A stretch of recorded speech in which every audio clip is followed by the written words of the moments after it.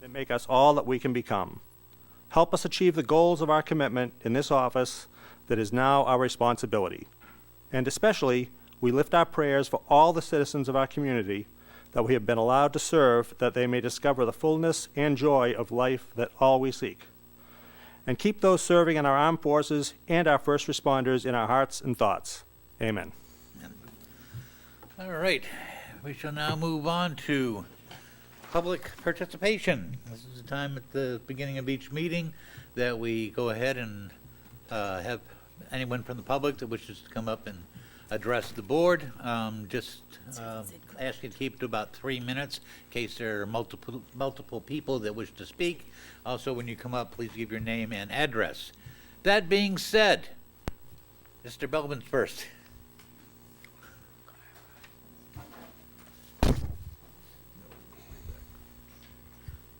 It's only because I saw your hand up first, Bob. I would have waited. Robert Belbin, 26 Gate Street, here in Carver. I have a couple little quick ones I'll put out there. The first one is the TOPS Committee. We've talked about this in the Redevelopment Authority. It hasn't met in a long time. There's a lot of properties that I've looked at in this town that I think need to be looked at again for possible use in other methods, possibly either selling them or to create affordable housing units here in the town. I'm an advocate of that. There are some properties that could be utilized. I think the TOPS Committee, it hasn't met. We've been asking for months, and I just want to see if you guys can push that along. The second one kind of goes along with that is Robert's Way. It's a dilapidated building that was supposed to be torn down. It was supposed to be done during the summer. We were told before, nothing's happened to it. The town administrator said there was an issue with electricity going to it, and it's got to be cut off or whatnot. But that needs to be taken down. It is a safety hazard to this town. It's been there for years and years and years. Nothing's been done. The neighbors don't like it. They want it down. It decreases the property values of those houses around it too. So something needs to be done, Okay. if that can be dealt with. The Finance Committee, they had brought up a thing about the citizens' right to petition, and the town administrator had brought up the issue of money articles for nonprofits. And he had already talked to town council about going ahead and trying to figure out a way to kind of not have the petition part of it and allow the Finance Committee to run it. Totally against it. Just want to say right now, let town meeting deal with those petition articles for money articles.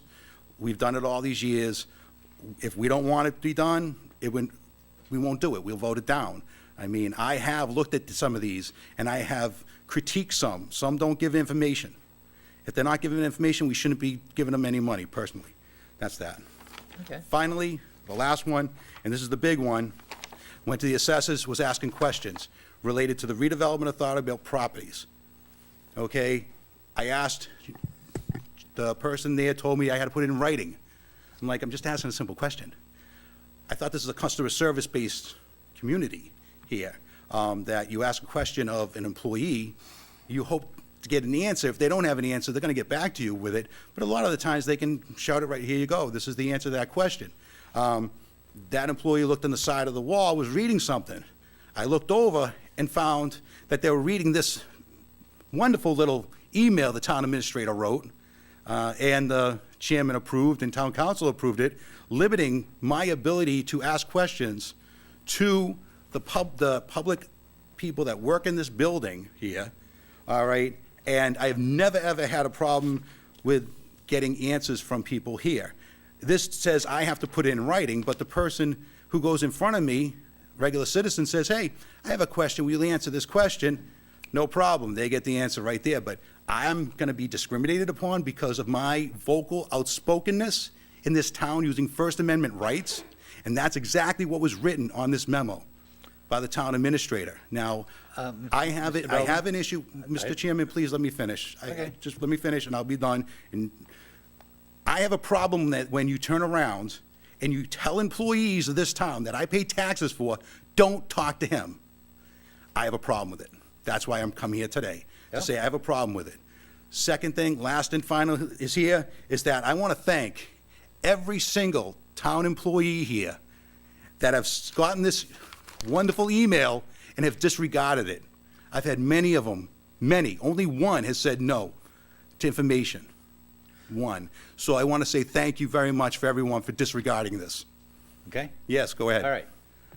I would be almost more than happy to go ahead and put this item on a future meeting, because I'm sorry, I don't read it the same way you do, and you're misrepresenting some of what is put in that email. So to be able to discuss it more openly, Mr. Town Administrator, I would like to put this on as a separate item, if we can. Looking forward to it. Huh? Looking forward to putting it on there. Would you have a problem with that? We'll No make sure problem, you because know I'll bring, about it. I will bring plenty of questions for the town administrator to answer also. That's, if it's pertaining to this, yeah. Most it'll be definitely. part of it. Okay, Okay, thank you. So I look forward to that. All right. And Mr. Chairman, Roberts Way, the building was torn down a while ago. I do not understand why it's being said the building still stands. I was just there a couple weeks ago. It was still standing. That was a couple weeks ago. All right. Yes, sir.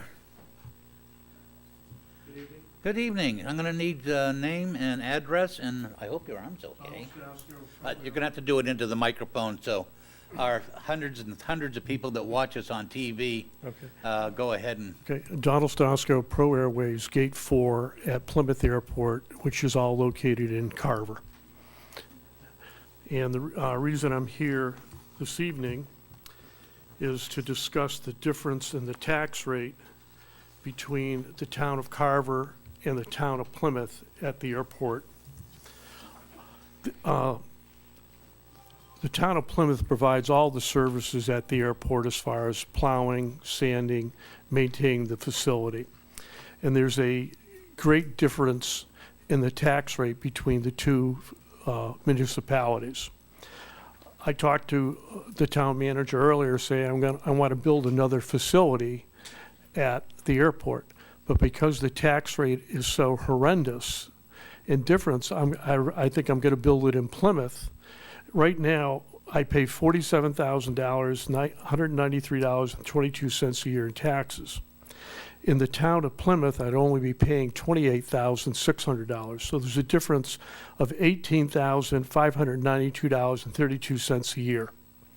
And people ask me, why isn't anybody building at the airport in Carver? I said, that's the reason why, because the tax rate is so ridiculous compared of building in Plymouth. So if you look at all the new structures at the airport are on the Plymouth side of the airport, not the Carver side of the airport, and Carver's not getting any revenue at all, which if they lowered the tax rate in that zone, they'd see more structures and more revenue. And I'm one of the ones that I'm going to build another facility, but if the tax rate's not changed, why would I want to build it in Carver? I'll build it in Plymouth. And that's why I'm in front of you tonight. And I have a complete breakdown of everything that I can give the town administrator, which outlines the letters that I've, given to you here tonight. Any questions? I guess we can entertain questions because we do have the tax rate as part of our agenda. Normally, we don't take questions or get into a back and No, I forth understand that. during public participation. I do know this is something that comes up every year. We've had discussions about it. Ideas have been thrown out of, having a separate commercial zone for the airport itself, so we could do a different tax rate. I don't think anything's ever come of that. Also, you have to remember, Plymouth is dealing with a whole different set of income to their town, so that they set their tax rate and their taxes on versus what Carver has. You look at all the different industrial areas, Pine Hills, the whole thing, that all goes into their coffers. We don't have any such thing. So that's another reason why Carver has, you have to pay higher taxes in Carver.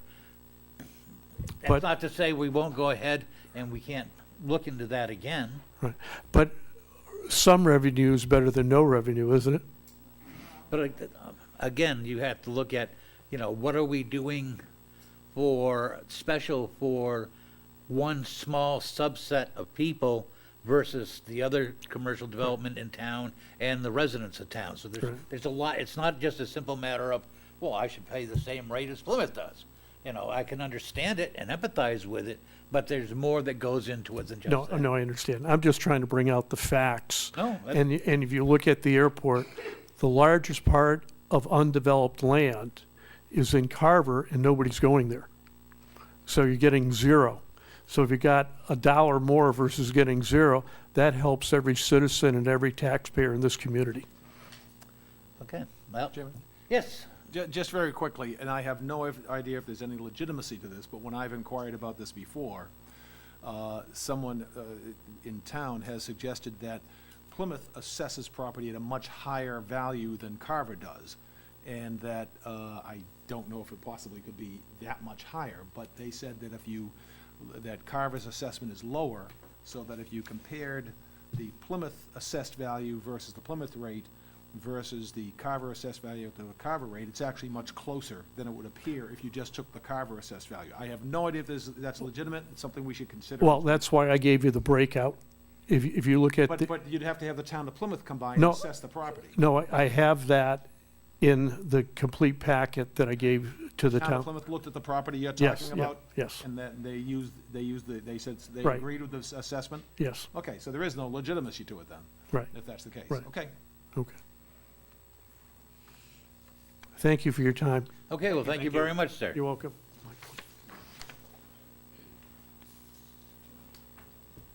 Mr. Pratt?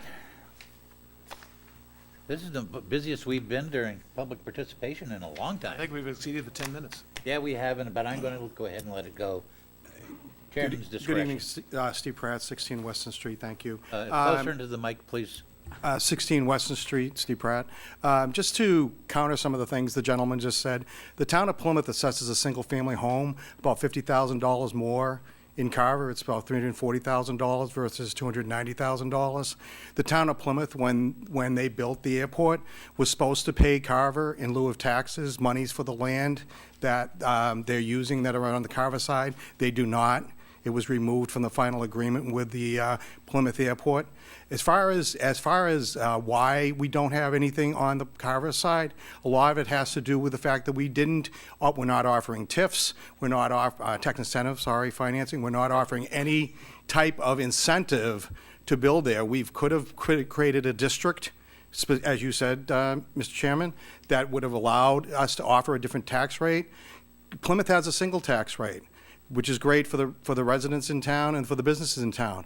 But they've also been under their tax levy limit for many, many years. They have not fully taxed their residents because of the anticipation of the closing of the Pilgrim Nuclear Power Plant.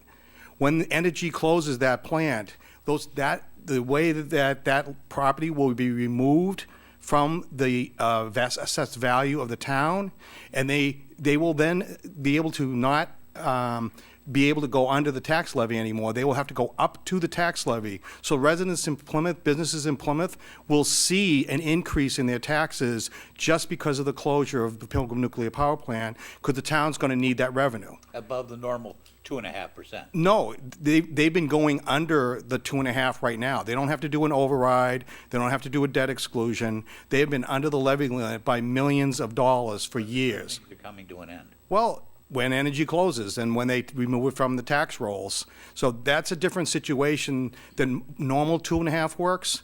Normally, if you lose value in the town, whether it be commercial, residential, the taxes shift or get reallocated to the other properties in town. We see that with personal property. We see that when the commercial values drop. We see that when the cranberries dropped back in 2000 and 2001. That all shifted to the rest of the taxpayers. The tax levy didn't drop. In fact, the tax levy goes up every year. So that whatever tax those entities were paying, everybody else has to contribute paying. So I think, unfortunately, looking at the Plymouth Airport, trying to do apples and apples between Plymouth and Carver, extremely difficult. Thank you. That seems to be my recollection, because like I said, we've had this discussion at least a couple of times. But thank you very much, Mr. Pratt. Thank you, Mr. Pratt. Anything else before moving on? Yes, ma'am. Name and address, please. Dagmar Ryan, 14 Lillian Way. I'm on the playground committee, and I heard a buzz that the playground might be thought of as a place for the police station, and I just want to make sure that anybody's even contemplating that, they should contemplate another location. And I don't know if there's any truth to it or what, but there's nothing wrong with the playground. It's low maintenance, it's highly visible, it's used by everybody in the town, and there's a lot of, we even save space to the left looking at it if they wanted to put a structure there when we planned this. That's why it's that funny shape years ago. So I don't know if anybody's even thinking about it, but they should think about something else. Thank you very much. You're welcome. Thank you for your thoughts. Anything else? Going once, going twice. All right, next up, Nathan Bradshaw. Give us an update on the gazebo project that's looking very good. And Nathan, I will ask you to speak well into the microphone so all the good folks at home will be able to hear you. All right. Good evening. My name is Nathan Bradshaw. I'm an Eagle Scout candidate with Troop 48. As you may or may not know, to get my Eagle rank, I have to do a service project for the town. My Eagle project is, you may or may not know, to repaint and refurbish the gazebo right outside this town hall. I stumbled upon the gazebo while I was playing Pokemon Go around town, and I saw that the gazebo had rotting wood, chipping paint, and missing electrical covers, to name a few. Once I presented my proposal to the Boy Scout Council and it was approved, I was able to start fundraising for my project. My fundraising consisted of selling candy bars, and I also redeemed my own personal bottles and cans to add to that, and I visited local businesses for supply donations. I attended the farmers market a couple months ago to sell some candy bars, and I also received money donations from local residents. I started the project at about the beginning of September, and when I was planning this project, I created 2 phases to get my work done. The fall phase and the spring phase. And what I've done so far is the fall phase, which consisted of power washing the gazebo, power washing the walkway leading to and around the gazebo. I also edged and weeded both flower beds along with planting some new perennial flowers in between the rose bushes, because I went down and measured them and there was 4 feet between each bush. So I decided to put some perennial flowers in between. I also sanded the exposed wood on the gazebo, and I primed it for the winter. So now that the fall phase is completed, I am preparing for the spring phase, which will be a lot more work in the fall and will consist of placing mulch in the flower beds leading to the gazebo, and if needed, I might re-edge it. I will also edge the bench areas surrounding the gazebo and placing some stone dust beneath the benches. I also plan to repaint the light posts as I see the sprinkler system is corroding the paint. And I'm also going to paint the entire gazebo inside and outside with 2 coats of paint. And I'm also going to replace the missing electrical covers, repower washing the walkway in case it got a little more dirtier over the winter, so I can just clean it. And I'm going to raid the gazebo for Memorial Day. And so I plan to complete this project near Memorial Day 2019, and to make the gazebo stand out during the ceremonies that take place there, because I feel like the gazebo is a very important part of our town. It's kind of like in the center, and we gather there for prom photos, ceremonies, and all of that. And I am here to answer any questions that you may have. Anyone? Sarah? Did you do all, excuse me, did you do all that by yourself? Well, if I was Superman, No, you know. it's okay if you didn't. I was just wondering. No, I did request help from my troop, and I had a work day where I had some kids come down. We had a really good turnout, and we got a lot of work done. Excellent. Thanks. There's nothing wrong with that, and I there's suggest you nothing do the wrong with same it at all. thing in the spring to help you out. Yeah, it's good to have a Mr.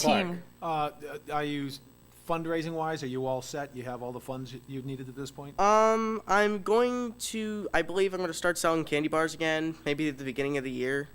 And when I was planning this project, I needed to think of how much money it was going to cost. And I'm like, okay, it's probably going to cost about maybe $600. And I'm actually very close to reaching that goal. So I was going to do a little more fundraising to reach that goal and maybe get some surplus money. Just recognize the board as a whole has a sweet tooth, so don't forget us when you go to fundraising again. I will definitely not. David, anything? Not a question, just a comment. The act of getting people to help you is a sure sign of leadership. It is a strong point, and you've exhibited that right away by getting people to help you. So congratulations. And you wear your uniform well, and it looks very good on you. You speak well. I'm very happy you're in Carver. Thank you. Yeah, that was why I asked the Just a question. comment. I have seen you over at the farmer's market and over at the gazebo, and I just want to thank you for all your hard work. We really appreciate it as a town. Yeah, thank you so much. Yeah, I've seen a lot of the updates you were doing in Facebook, getting the word out. I think that was really good. I agree, don't be afraid to reach out and have people help you with this, because what you still have left to do is fairly ambitious, but it's a great service to the town. It will go ahead and improve the look of our area out there, and it'll be a fine, a center point for the town, as you say, with visitors going by on 58, whatever. And really, we just thank you for the work you're putting in and look forward to the finished product. All right. Congratulations. Anything else? No, that's... Do you want to introduce the fine gentleman to your right? Of course. Well, this is Mr. Cipolo, who was our scoutmaster. I'm Mike Cibollo, Scoutmaster for 248. This is our third project this year. Michael Pompey is in the process of completing our project on Savory Avenue. Andrew Anderson is, also in the process of completing his project with the 3 town cemeteries. He's putting in some markers and some maps to help navigation and make getting around the cemeteries a little bit easier as well. So Nathan, along with Michael and Andrew, will all be likely completing their projects in the spring. So we're looking forward to that. And I'll say to this board, if there are other projects to keep us in mind, as that's where we always like to go, is within the town to help out as much as possible. Very good. Thank you. I do have a soft spot in my heart for Troop 48, because when I was growing up in town, that was our Boy Scout troop, was Troop 48, so appreciate you carrying on the legacy. Be No problem. sure and thank your team for us, too. Yeah. Thank you. Thank you. Thank you very much. Thank you. All right, next up is a request for appointment to the Carver Cultural Council, Karen Swan and Daniel Badger. Are they here, present? And where did we lose our town administrator to? Okay, I know their applications are in our packet. Karen Swan lives at 6 Wade Street. She was a retired teacher for 3 years. Would like to welcome this opportunity to give back to the community. She worked in Plymouth Public Schools for 30 years. And then Daniel Badger lives at 165 Plymouth Street. He's also going for the Carver Cultural Council. I'm seeking opportunities to enhance Carver's connection with its community, the environment, and help facilitate meaningful experiences, as well as improve town shared community, something else. But, so I guess neither one is here, but. I'll make a motion to approve both applications. Seconded. Okay, we have a motion made and seconded to approve. Any further discussion? Hearing none. All those in favor, please signify by saying aye. Aye. Aye. Opposed? It's passed. Will someone please make sure that Karen and Daniel are made aware that they've been happily accepted and appointed? All right, next up is a liquor license hearing for the Crane Tea Room Restaurant, Inc., also known as Cranebrook Restaurant. If you could have your names and make sure who's ever going to do the speaking, or if you both are, that the microphone is. Switch it. Okay, and Mr. Chairman, members of the board, my name's John Williams. I'm an attorney with a law office in New Bedford, Mass. You got to speak into the microphone. I'm sir. sorry. There we go. John Williams with a law office at 651 Orchard Street, New Bedford, Mass. And this is my client, Maria Macalo. She's one of the principals of the corporation that's looking to get the license transferred. That's it. That's pretty much it. My name is Maria Marcalo, and I'm here to appeal to the board for a liquor license for Cranebrook. All right, let's go to questions. Would like to start off, if anybody. Don't all jump at once. Mr. Clark. I guess if the Cranebrook was operating at one time and was, a lot of people liked the restaurant, and then it went out of business, could you give us some sense of what your plans are for the facility? Sure. Mary Hemingway had a vision, and essentially when you do the research, she talks about bringing a piece of Europe into a country setting. A lot of her food was Mediterranean, so essentially I'm looking to actually carry that same vision and open up a refined restaurant for which we will serve Mediterranean food to the town of Carver and its neighbors. So that's essentially what the vision and the plan is. Do you have a time frame where you're thinking that you'll have renovations in place and thinking of opening? Well, the contingency primarily is on the liquor license getting approved, and everything else will fall. So if all goes well, I mean, we were looking to open around March, April, the latest, with renovations coming. Okay, I understand there are taxes still owed and that have not been paid yet? That would be, go ahead. Are you talking property taxes? It was just, I've been told, I had a note here that there are some taxes that have not been paid yet, which would have to be paid before, even if we give the okay for the liquor license, those would have to be paid for before we'd actually issue the license. Well, my client's going to be purchasing the building, and at that time, my office will be doing the closing, and we'll be requiring a municipal lien certificate to be issued, and we will make sure that the taxes are paid at the closing. Okay, so that's when, at the closing, then that's when you get the license, if we approve it, so. Good answer. And also, Mrs. Maria Macalo, she's got 26 years of management's experience. She is working for the Commonwealth of Mass, the Department of Children and Families, and she's been doing that for 26 years. She also is tip certified, Serve Safe, and she's just took a bartending course and to get up and running. So she's, she is familiar with the liquor industry and the laws required, as far as checking IDs and making sure that there's, everyone's of legal age before they purchase liquor. Well, it would be nice, I know, to get a nice restaurant like that, because when the first Cranebrook Tea Room opened up, it was very popular, and it was a great place to go and have a really nice, fairly elegant meal in town, so we wouldn't have to go to Plymouth or Middleborough or whatever. That's exactly what we're trying to bring, the linen sit-down meal. And like my attorney indicated, I have lots of years in management experience, postmaster's degrees, done it for 20-something years for the Commonwealth. Part of a team who managed a $23 million budget. So essentially, I work with large groups of people, so management and serving the public is really nothing shy of me. You know any of the history of that building? I've did a little research, certainly. Yeah, because I do. Yeah, no, I worked in it. I know. Oh, you did? Yes. Okay, cool. All right. Any other questions or comments or anything? Do I hear a motion? I'll make a motion that we'll. I'll second.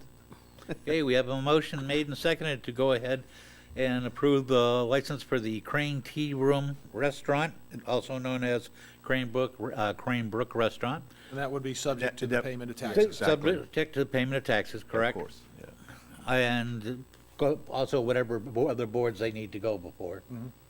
All those in favor, please signify by saying aye. Aye. Those opposed, hearing none. Congratulations. Wonderful. Thank you so much. Thank you. We look forward to it. Thank you. Make sure we know when you open up, because I'll probably all be there first in line. Thank you very much. All right. Eversource poll hearing for Lakeview Street. Do we have someone from Eversource here? Yes, we do. Come on down.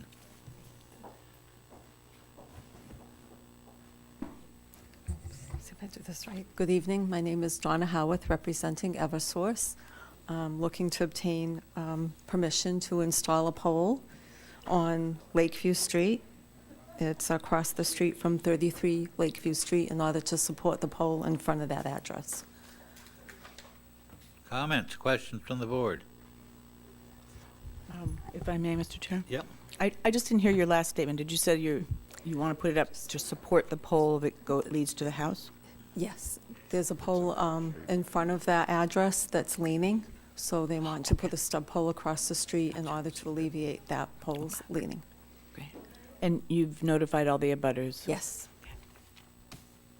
Yeah, I notice it says a stub pole, so this is just going to be right up up right against the existing pole? It'll be across the street from the current existing pole.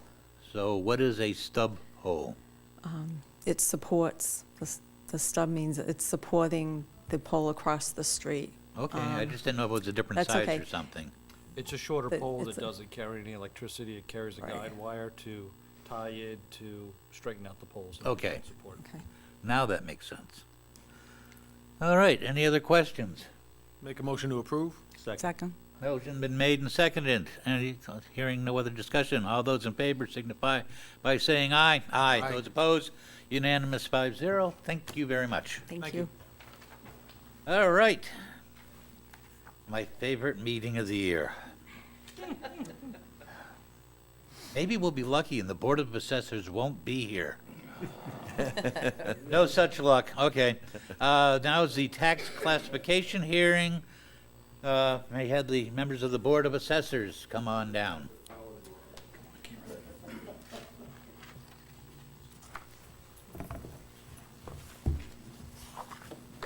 And we all have a packet left by our computers here.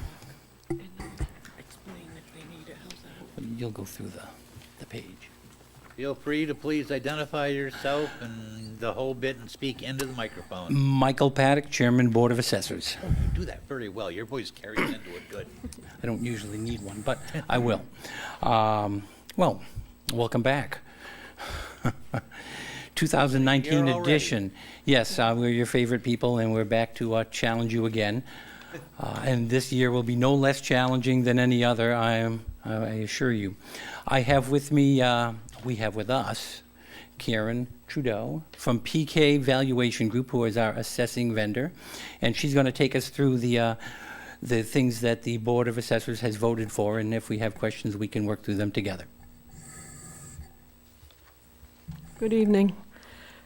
The Board of Assessors voted unanimously at their meeting on Tuesday, November 13th, to make the following recommendations to the Board of Selectmen for the fiscal year 2019 classification hearing.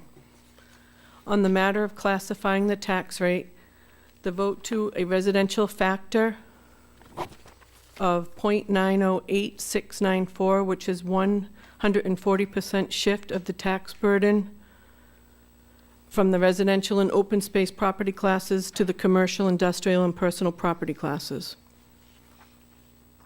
On the matter of the open space discount, they voted not to grant an open space discount, which would shift the tax burden from the open space property class to the residential property class.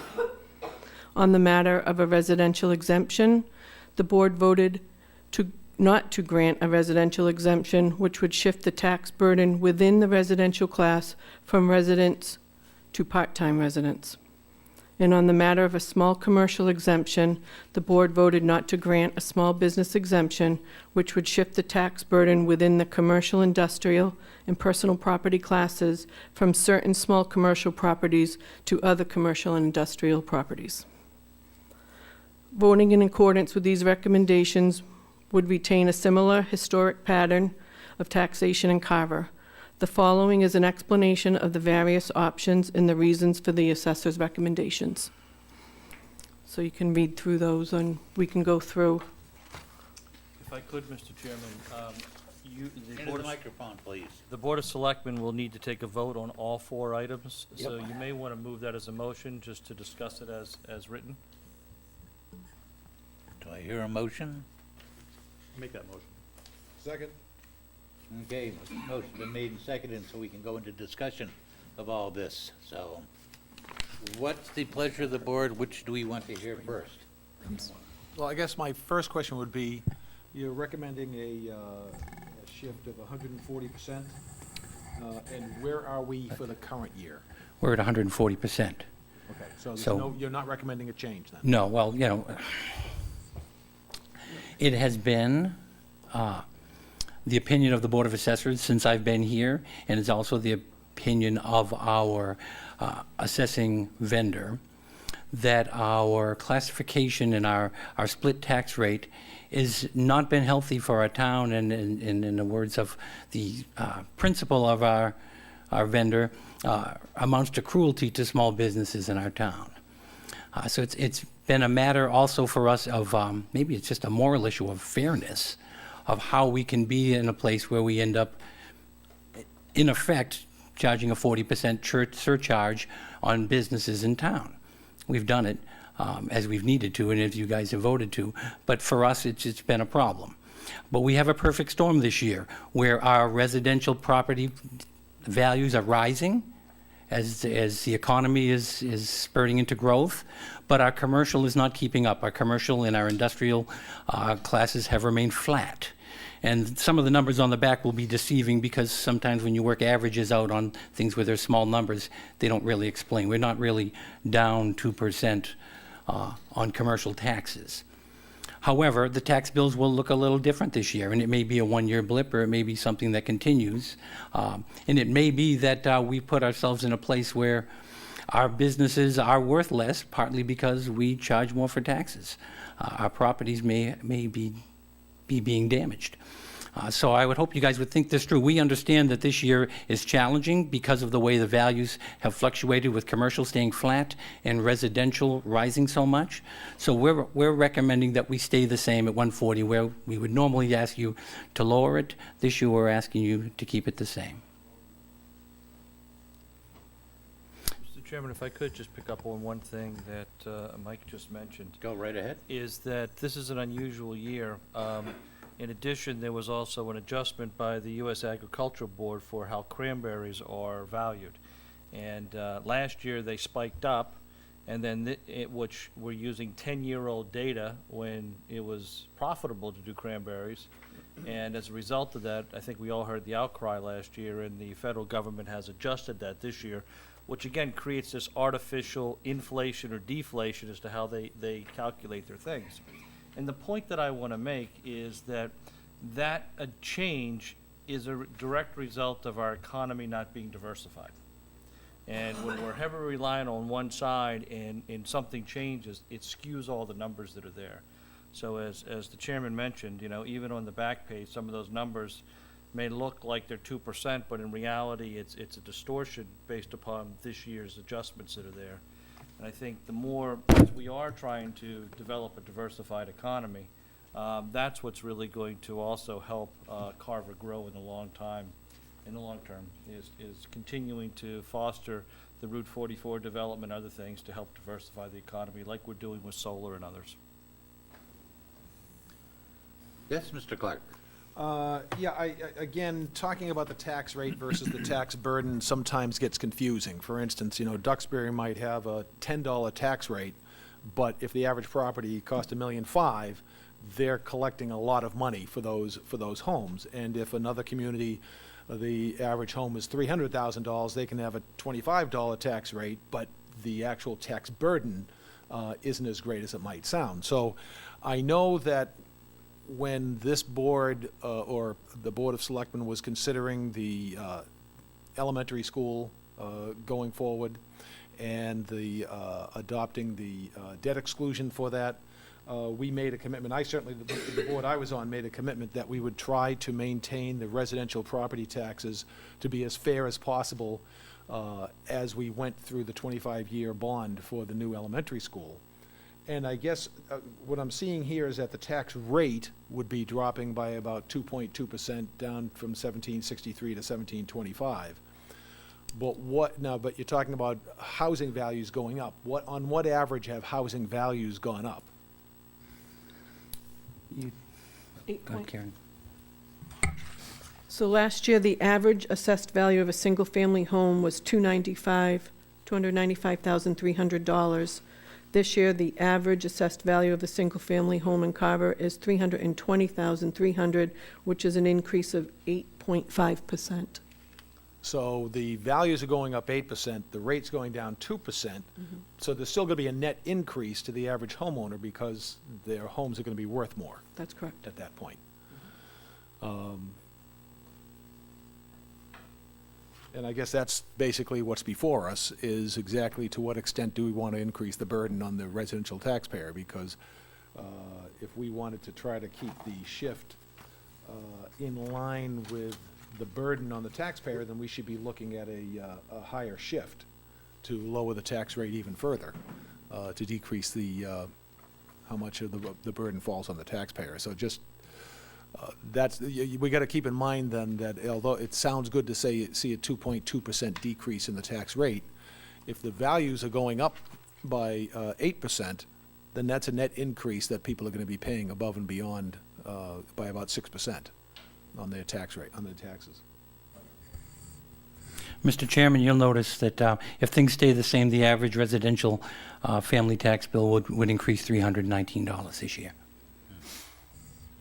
Mr. Malinowski, will this whole, or maybe you know, Mr. Chairman, is this whole packet, information packet, going to be available on the town website? Yes, we can. Okay, 'cause I think that's important for the citizens. They may not, I can see where it may generate more questions and complaints, but by the same token, you know, I firmly believe, you know, that the residents need to have all the information available. Because you look at on that back page where you said the average if your home is an average $320,300, your tax bill is going to go up $319, whereas at that same rate, commercial rate would actually see a decrease in their tax bill of $252. Now, somebody may say, well, that's not fair.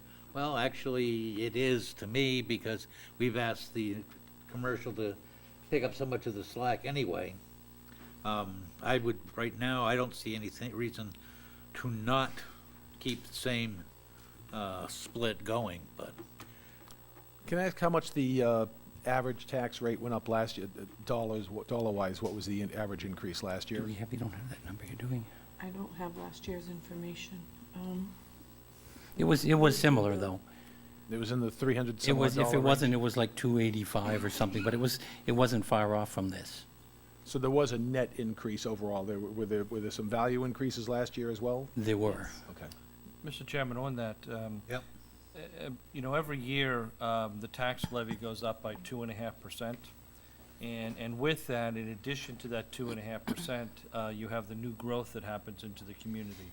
So, you know, every year you're going to get somewhere between a 2.8 and a 3.2, you know, on average % increase, just year over year with the Prop 2.5 component. So it's not like the taxes stay the same.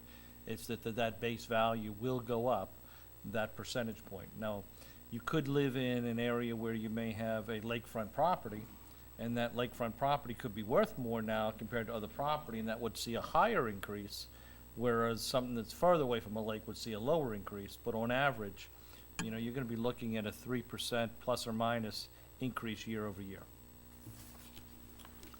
And I just, you know, where we, you know, as you mentioned, the value of cranberry bogs was decreased by the federal government and the state, because that is completely out of our control. We have absolutely zero say in that. And given how the price continues to fall for a barrel, I know Ocean Spray has gone a lot lower than they have, and I imagine the same is for the privates. I'm afraid we may end up with the same thing again. Mr. Pratt, I'll get to you, I'll let you, but I want to get done with them first, but I do see you and I will recognize you. Anybody else want to say anything before I ask Mr. Pratt to come on up, and I'll have him go to that chair? I just wanted to ask Mr. Paddock something. Go right ahead. So the board suggested that we stay at the same split, Yes. but you don't like it. We don't like it, but we accept reality. We understand the position you people are in as the decision makers here who have to face the voters. We understand the world that we see as what should be ideal and what can't be. We accept certain realities. So we think it would be fair this year to hold the line, considering if the cranberry values have dropped a little bit again. It is interesting that it's like we don't take into consideration the fact that people's businesses have lost value when we consider how much we're taxing them.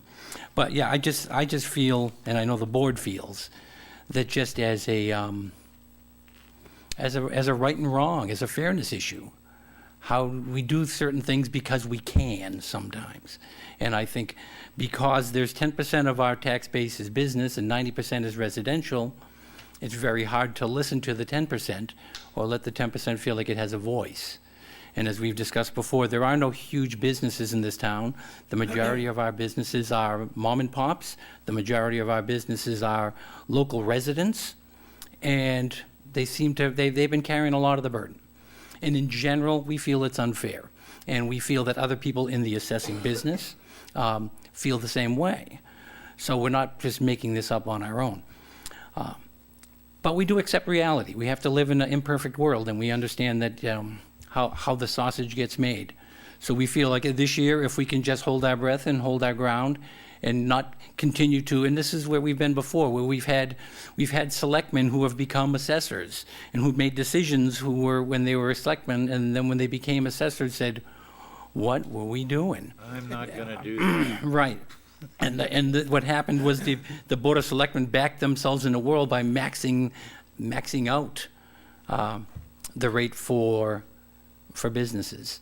And we don't want to be put in that situation either. We don't think that would be fair for the town or even for you guys to have to figure out how to wiggle your way out of that far away. It is hard. It's very hard to go back. We did get it down to 130 a few years ago, but because of the school, it was necessary to work on it some more. So I'm hoping there'll be a day where we can bring it down. Maybe 0 isn't a possibility, but maybe something closer to like 125 where businesses pay a little more. Okay, we accept that. But 140 is a detriment to business, and we also recognize that the primary industry in town is hurting, and adding to that doesn't help them. So I hope you take those things into consideration when you make a decision. Mike, was that vote a unanimous? It was unanimous. Okay. And one more thing to Mr. Clark through the chairman, I think that's how it works. I was off by $60. Last year, we went up $219. $219? Yes. So this is almost $100 more this year then? It would be $100 more this year. Anything else from the board before I bring up Mr. Pratt? Yes. Yes, go ahead, ma'am. So if you had your perfect world, not at a flat rate, what would you like it to be? I mean, I would feel comfortable at 125. I don't think that would scare businesses away, and I don't think it would put the hurt on people. But once you get toward 140, it's dangerously close to charging half. And as a business person, we think in round numbers, and most businessmen are big picture thinkers, and we don't get down into pennies. You see 140, you're thinking 150. You're thinking, oh man, we're there. And do I want to pay that much more in taxes than I would somewhere else? But that's only part of the board's feeling, not just my own personal feeling. Right. The other half of it is it right to do this to our smallest hurting businesses in town? Is that a right thing to do? Because we can. And that's the thing. We can do it because of the 90-10 split in how our taxes get paid. You guys have plenty of power to do what you'd like with businesses. But I would just hope that you would consider them and think about this carefully before we get in a deeper hole. So it's also difficult, though, because the residents' taxes obviously went up because of the school. Right. So, we recognize that. Yeah, it's a tough. I had one more question.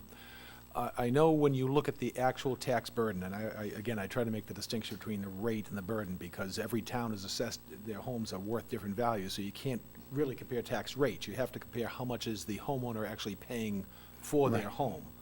And I know that, as difficult as it is to believe, probably, in Plymouth County, Carver's in the lower third. It is. The actual tax burden of tax dollars paid in residential property taxes.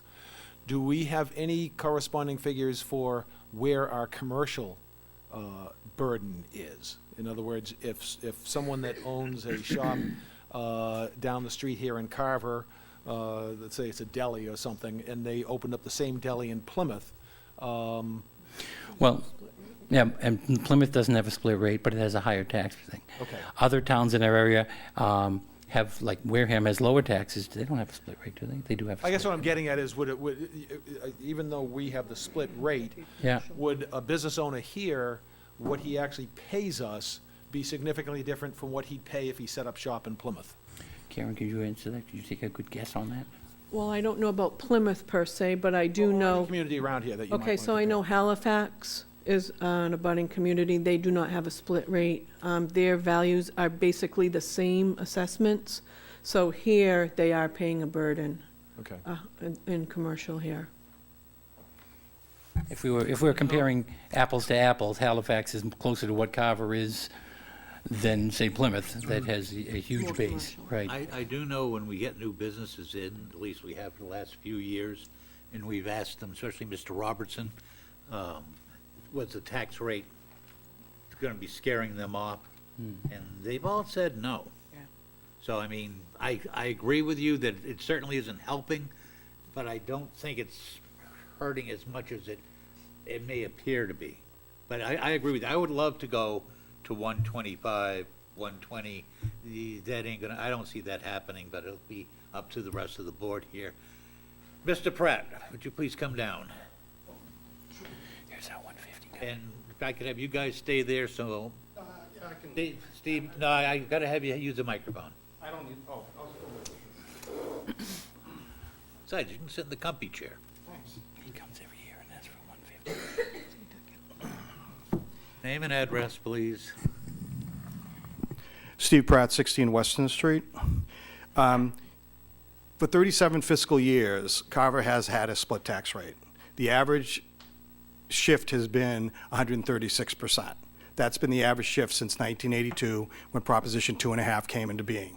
The reason why we have this shift is primarily because of the fact that at the time, we had primarily residential, no commercial. What's concerning to me is we're okay with increasing the residential taxpayers 6%. Their existing taxes are going to go up 6.1% this year. They went up 4.4% last year.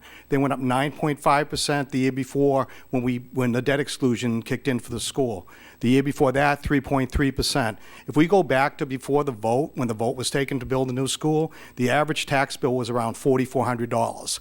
We're looking at something that's greater than $1,100 more in 4 years. Secondly, it's very little deceiving to say, okay, the commercial rate's flat, and to say that the cranberry bog spiked last year. The cranberry values decreased by 20%, but based on the Farmland Valuation Bureau of Massachusetts, dropped at 20%. But not only did they drop at 20%, they also decreased the maximum amount of cranberries that you have. And I want to apologize that I don't have copies to give to you, but I'm happy to share. Please do. I will. So in 2018, fiscal 2018, the cranberry bogs, the above average, which Carver, I'm always told Carver has above average bogs. We have the best producing bogs in the state. So the average bog was, for greater than 230 barrels of cranberries, was assessed at $3,150. This year, the Farmland Valuation Bureau lowered that to 195 barrels and dropped the assessment to $2,500. But what's not being discussed here, and you know, maybe it's the camel in the tent, but in 2000, the average acre of cranberry bog in the town of Carver was assessed for over $21,000. So between 2000 and now 2019, It's been a 90% decrease in value. And all during the 2000s, when the cranberry value kept dropping, and at one point, it dropped as low as $2,409 per high-producing acreage, $2,400. There was no discussion by the assessors or by the Board of Selectmen that all that tax that was shifted to the other commercial, industrial, and residential properties, that we should increase the shift. Now we're discussing about the fact that we had a spike for 1 year where it went up from the 2,400 to 3,100, and now it's gone back, and now we need to talk about going to 125%. But the reality is, it's not the commercial businesses in the town that are paying the bulk of the taxes. The individual commercial businesses generally don't own their buildings, generally lease. If you go and compare the lease rate, square footage in Carver to Kingston, to Plymouth, to Wareham, they're generally paying the same per square footage, $12, $15, $18 a year per square foot. We're right in the norm, and that's because the values in Carver generally are somewhere into 25 to 50% less than the surrounding towns. We don't have the infrastructure the other towns do. We don't have a municipal water system. We don't have a full-time fire department. We have probably the best volunteer fire department in the entire state, maybe in the entire region. But we don't have a lot of our infrastructure that these other towns have. So what they pay for the lease is the important thing, not the tax rate. It's what the value is for those businesses, and the tax rate that's associated with it is going to be getting the lease. Small businesses' primary expense is not their lease, is not their rent, is not their property tax. It's their employees. It's whatever benefits they offer to their employees. That's the biggest expense. Shifting the tax rate and keeping the same factors at 140% is only going to do one thing. It's going to decrease the commercial taxes paid by the largest taxpayer in this town. And it's not Cranberry Bogs, it's not South Meadow Village, it's not any business in town. It's Eversource. NSTAR is the largest taxpayer in this town, pays over 9% of the tax levy. $2.3 million of taxes are paid by Eversource. They have $85 million of total value in this town. $82 million of it is just from personal property. We've seen it. We know what personal property new growth has done in the last 6 years. We have a new fire station. We're going to build a new police station. We've seen how much personal property growth. In fact, personal property right now is more than the commercial property value in this town. So if you go and lower the commercial tax rate, you just gave a tax decrease to a company that has a market cap of $21 billion, that had net operating gain earnings of over $1 billion, and that goes out and pays a 3% dividend to its 300 million share stocks out there. That's what you're doing, and you're shifting it to the residential. And I'm sorry, but this may be a year where we think about increasing it from the 140. I, for years, wanted to go lower. I thought if we went to a single rate, we would get businesses in town. Well, that was 35 years ago, and I haven't seen any businesses coming in town, and I haven't seen any businesses leaving because of the tax rate. Maybe some small businesses aren't operating, and cranberry growers are struggling. But the federal government helped them tremendously in September when they decided, the U.S. Department of Agriculture decided that they were going to allow, based on this year's crop, a 25% reduction in their inventory. They're going to do volume regulation that went into effect this year. Over 2 million barrels of cranberries are going to be removed from their inventory. Almost all of 2017 cranberries are sitting in storage. They never even got to the market. So now they're telling the industry they can reduce their inventory to increase their market price. This is something that's been in effect since 1962, and they've done it in years before. This is the first time that they've actually gone to this level of 25%. and removing 2 million barrels out of inventory so they can increase the price, because growers can't make a living off of it. It costs more to harvest than what they make, and that's the truth. But this year, they're going to be allowed to remove inventory to increase the price. Well, as a homeowner, I can't do that. I can't make my market price go up. They pay me for whatever I want. Eversource, they can go and ask the state, the DPU, for a rate increase, but they've already making $1 billion. So they seem to be okay. They're still giving a dividend to their shareholders. So where's the break to the residents? And where is this board? Decisions, you guys have made great decisions in the past, don't get me wrong. But here we have a situation where we got a commercial rate going down, the residential rate going up, and the reason why the commercial rate is flat is because the values dropped 20% for the cranberries, and they're counted as commercial. So we're not looking at the personal property. We're not looking at who's paying the taxes in this town. We're looking at factors and tax rates and comparing tax rate to one town versus another. What we need to do is compare burden, and I think that's what I heard Ron saying. So in Plymouth County, we're on the much lower end of the income. We are on the lower end of the income. Only probably 4 or 5 towns and the city of Brockton have lower income per capita. We're also on the lower end of what they consider to be equalized value, which is your total value of your town, including assessed and tax exempt organizations divided by your population, which is a primary factor in what aid we get from the state. Your Chapter 70 monies, your cherry sheet monies, the money we got to build the schools. Those are all based upon our income, our ability to pay, and the value of our town. And we're on the lower end of both of those, and yet we're ranked at 149th out of 351 cities and towns for the highest tax rates. So there's still 200 folks that are lower than us, 200 cities, but we're at 149. And there are plenty in Plymouth County that are on even higher than us, and there are plenty that are lower than us. So I ask you to consider the impact of raising taxes 6% on residential, reducing taxes on the commercial properties, who've already seen they're going to get a break. And if you want to give a break to Eversource and NSTAR, that's your decision. But they're the biggest taxpayer in town, so any change in the tax rate is going to directly go to Eversource. There's just no way around it, and the taxpayers of the town are going to pay for it, the residents. And the other commercial businesses, they're going to pay for it. So my suggestion is that you look at, I don't have the packet in front of me, so I don't know what the other factors are. Historically, you can go up to 150%. I'm not suggesting that, but I would like to consider something that's making it a little more balanced than what we're looking at right now. Thank you.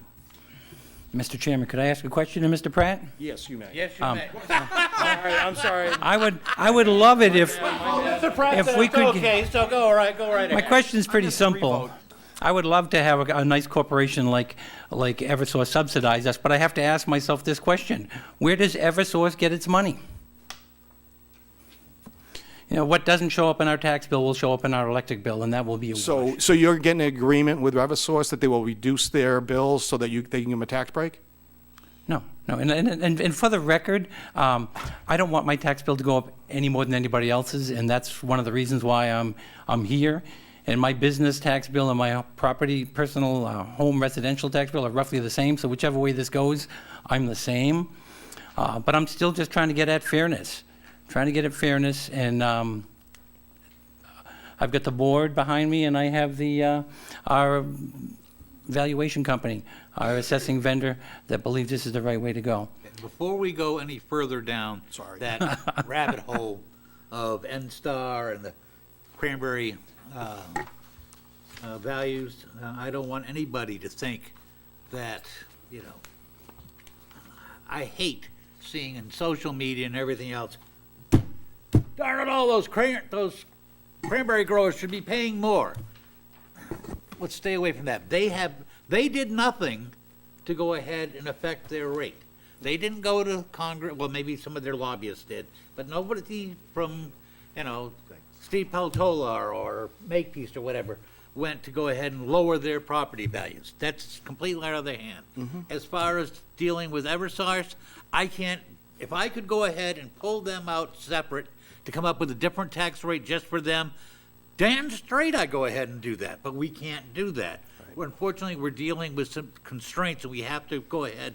It's nice to go ahead and complain and moan about what Eversource is doing and getting away with, and if we adjust the rate, they're getting a benefit. But that's just the way it is, unfortunately. As I used to be told a lot of times, life's not fair. And this is one of those times that it galls me that it's not fair, but there's not much we can do about it because we can't pull them out separate. So I'd like to kind of resist going any further down that rabbit hole if we could. Okay, and to you, Mr. Chairman, my point of this is that if we're looking for fairness, then we should be looking at a way to equalize the increase, not necessarily, go and say, let's shift it to the residential, because the assessment that, or the analysis that the commercial tax rate in Carver is causing small businesses to come is not an accurate statement when you're looking at the leasing and the rents that charge from other towns. That's my primary point, is that we presumed that our tax rate is too high, therefore, based on our values, we're keeping businesses out. And I just don't see that.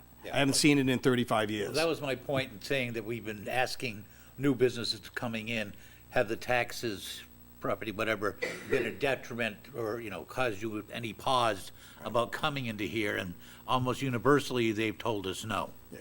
So, Mr. Chairman, if I could just, that one small point. oh, God, go ahead. Quickly, I won't take up as much time as Mr. Pratt, is that you've asked, those half a dozen businesses when they come in, what their thoughts are. The thing is, we don't know who hasn't come here because of that. So we don't have any information. Yeah. We don't have any data. Mr. Pratt doesn't have any data for 35 years from the companies that didn't come here.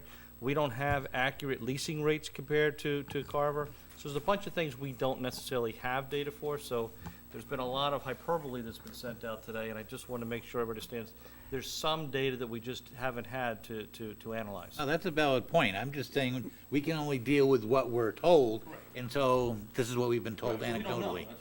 Mr. Clark. You made reference to the making Who, materials. You Oh, okay. made reference to materials being available to people to see all of this. Are we being asked to set the rate tonight? Yes. Yes. Okay, so I was confused just because you said. Oh, no, just- we're, Okay. that's that- why I this just- is my favorite meeting every year. Steve, the numbers are at 140%. It goes up $319 from the residential taxpayer and decreases by $252 for the commercial taxpayer. If you went up to 145, instead of going up 319, it would go up 258, and it would go up 178 for the commercial taxpayer. And then to the extreme, if you went to 150, the tax would go up $194 residential and $600 for the commercial. And I'm not suggesting another 150, and to Mr. Malinowski's point about evidence, well, unfortunately, I wasn't able to present this piece of evidence, which is the website called loopnet.com, which determines all of the commercial properties and industrial properties, their square footage values, what's for sale, and this tells you, I did Carver, I did Kingston, I did Plymouth, I did Wareham, and the point is, my references were to this. I'm happy to leave this with the board, to have them look at the different properties and look at the square footage costs. That's my point. But quite honestly, and no disrespect to the assessors, none, Mike, none, but this is what we should be looking at. We should be looking at what impact our tax rates have of not getting businesses in town. And if we're charging the same square foot rate that other towns are doing, that must mean that our values are lower and our tax rate is higher. That's what it means. It's just math.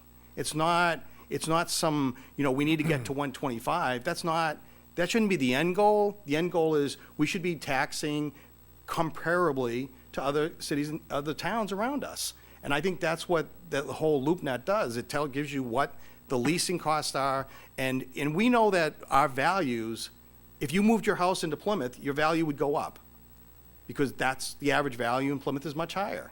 If you moved it into Duxbury or any other place, it would go up. And so the tax rates are just, the tax rates are an answer. It's the answer after you divide the tax levy by the values. I mean, it's not something to Tax rates are a target. lousy way of trying to. It is it's horrible, but you know, we have one. We all but agree with maybe it, you need- but the people out there unfortunately don't. You change this not to the tax rate here and call it something else. Mr. Chairman, Anyways, I well, just, thank you for your time. I appreciate it. Yep, Thank you, Thank Stephen. you. Thank you.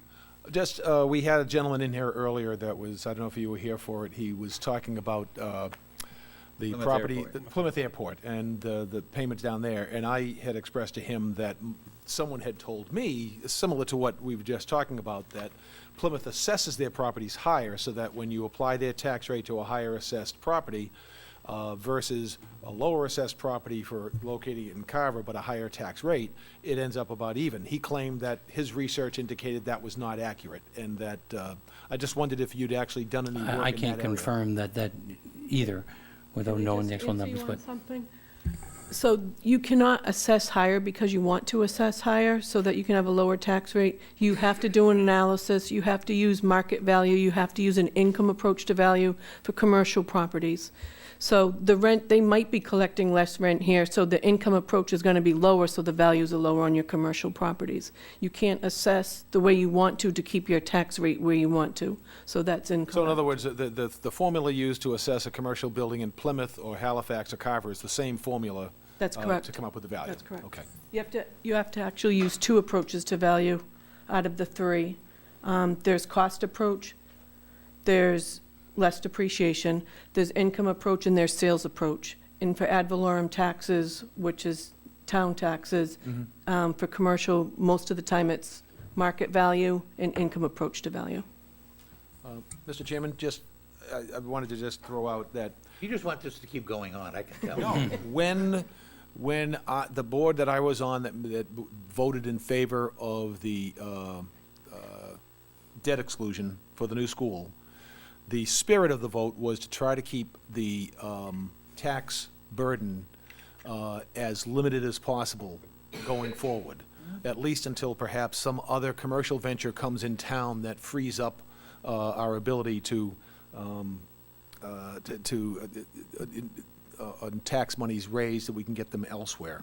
So that while the 140 sounds like it's staying where it was, in actuality, it is a much larger increase than we would normally anticipate because values have gone up. I just want to say that I think it's more in the spirit of the board that I was on when we voted for the debt exclusion to move it to 145 and decrease the burden.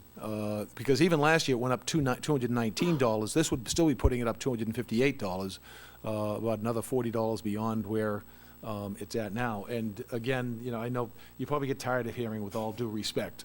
I know where you're coming from, but I know that the vast bulk of the money that's used to fund everything that's going on at the town of Carver comes from the residential taxpayer. And I would like nothing Before more. we get down to. Okay, anyway, so that discussing just, a I'm sharing my number, opinion. I realize that, I appreciate it. I just want to make sure, is there anybody else that wishes to come up and discuss this? Or are we at the point now where we can discuss the split rate, if we want to do a split rate amongst us up here? Seeing no one else rushing up to microphones. Hey, want to come up? No, okay. All right, so Mr. Clark, if I understand you correctly, you'd be looking at, you know, leaning towards increasing it to the split to 145. That's correct. May I hear other thoughts Mr. Chairman? about that? Mr. Townsend?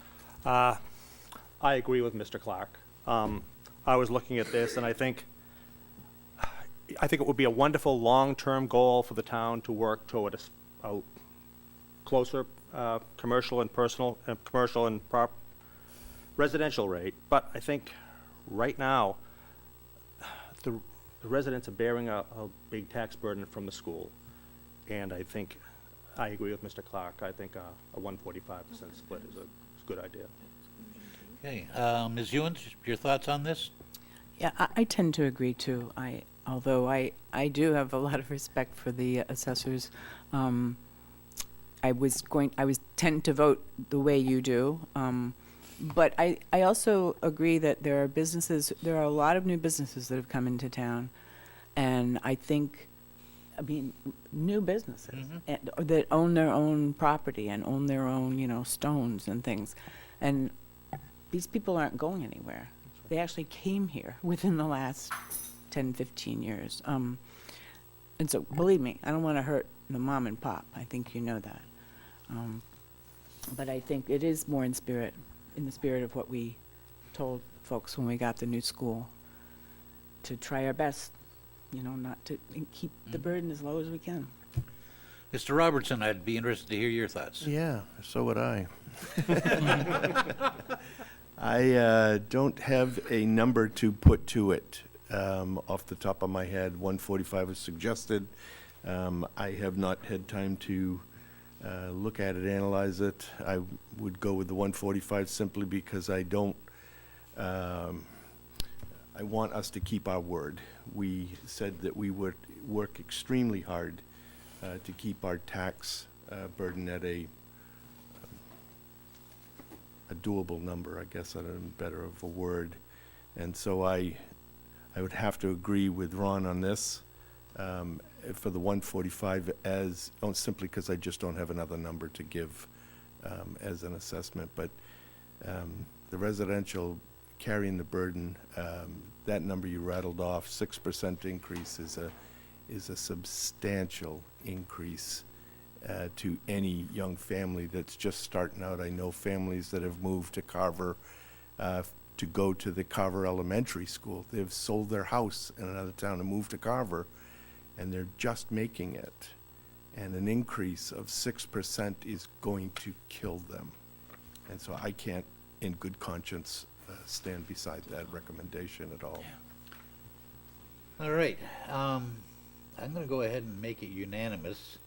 I'm a little leery. I do recognize that we're really running out of wiggle room on this, and we don't want to make sure we never go above a 150 split, although I suppose there's nothing to ever preclude us from doing that except common sense. So I would happily entertain a motion to go ahead and as to how we want to do the split.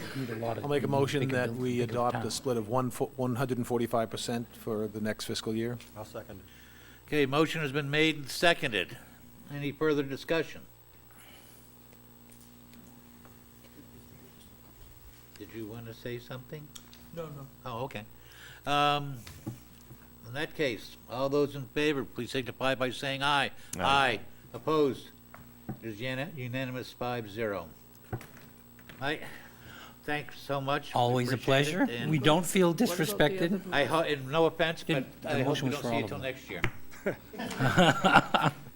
Thank you very much, and thank you to the committee for the work that you Thank put you into for all your this. Thank you. All right, next up, now that we've made it through there, and we are terribly behind schedule now. Chapter 61A land, which is map and lot 65-9-1R for Romeo. And also to prepare the board, once we get done with this, I am going to ask your permission. We have one item that was not reasonably anticipated that I want to get to because they're sitting out in the audience. So after we do the 61, 61A and B, before going into the town administrator update, I'll be asking your permission to go a little bit out of order. I would encourage you to do so, sir. So yeah, looking out for you guys. We appreciate it. What is, They're getting ready for something down the road. well, that's what I thought, so. So who's got the 61, who's going to do the presentation of the? I'm sorry, this could be a point of order? No, it's not. Oh, okay. I just want to say thank you. That last motion, thank you. The section 61A is in your packet. I know, but, okay. No presentation. There is no presentation, then how about a motion? Yeah, my concern is always that the committee that reviews these items have done so, and we've been provided with the packet indicating that they both recommend that we do not take advantage of the 61A, so I'd make a motion to approve. I'll second it. Okay, motion made and seconded. Any further discussion? Hearing none. All those in favor, sir, did you want to have any discussion on that 61AB? No? Okay, hearing none. All those in favor of the motion as made, please signify by saying aye. Aye. Opposed? Hearing none, unanimous. All right, now, being that takes up to the town administrator update, I would now ask the board's indulgence to go ahead and take the unanticipated out of order, so we don't force these nice people to Absolutely. go ahead Great idea. and sit any longer than they have, because I know John sits at enough meetings as is. So come on down. And I thank you, board, for allowing me to do this. Thank you for having us on short notice. Thank you.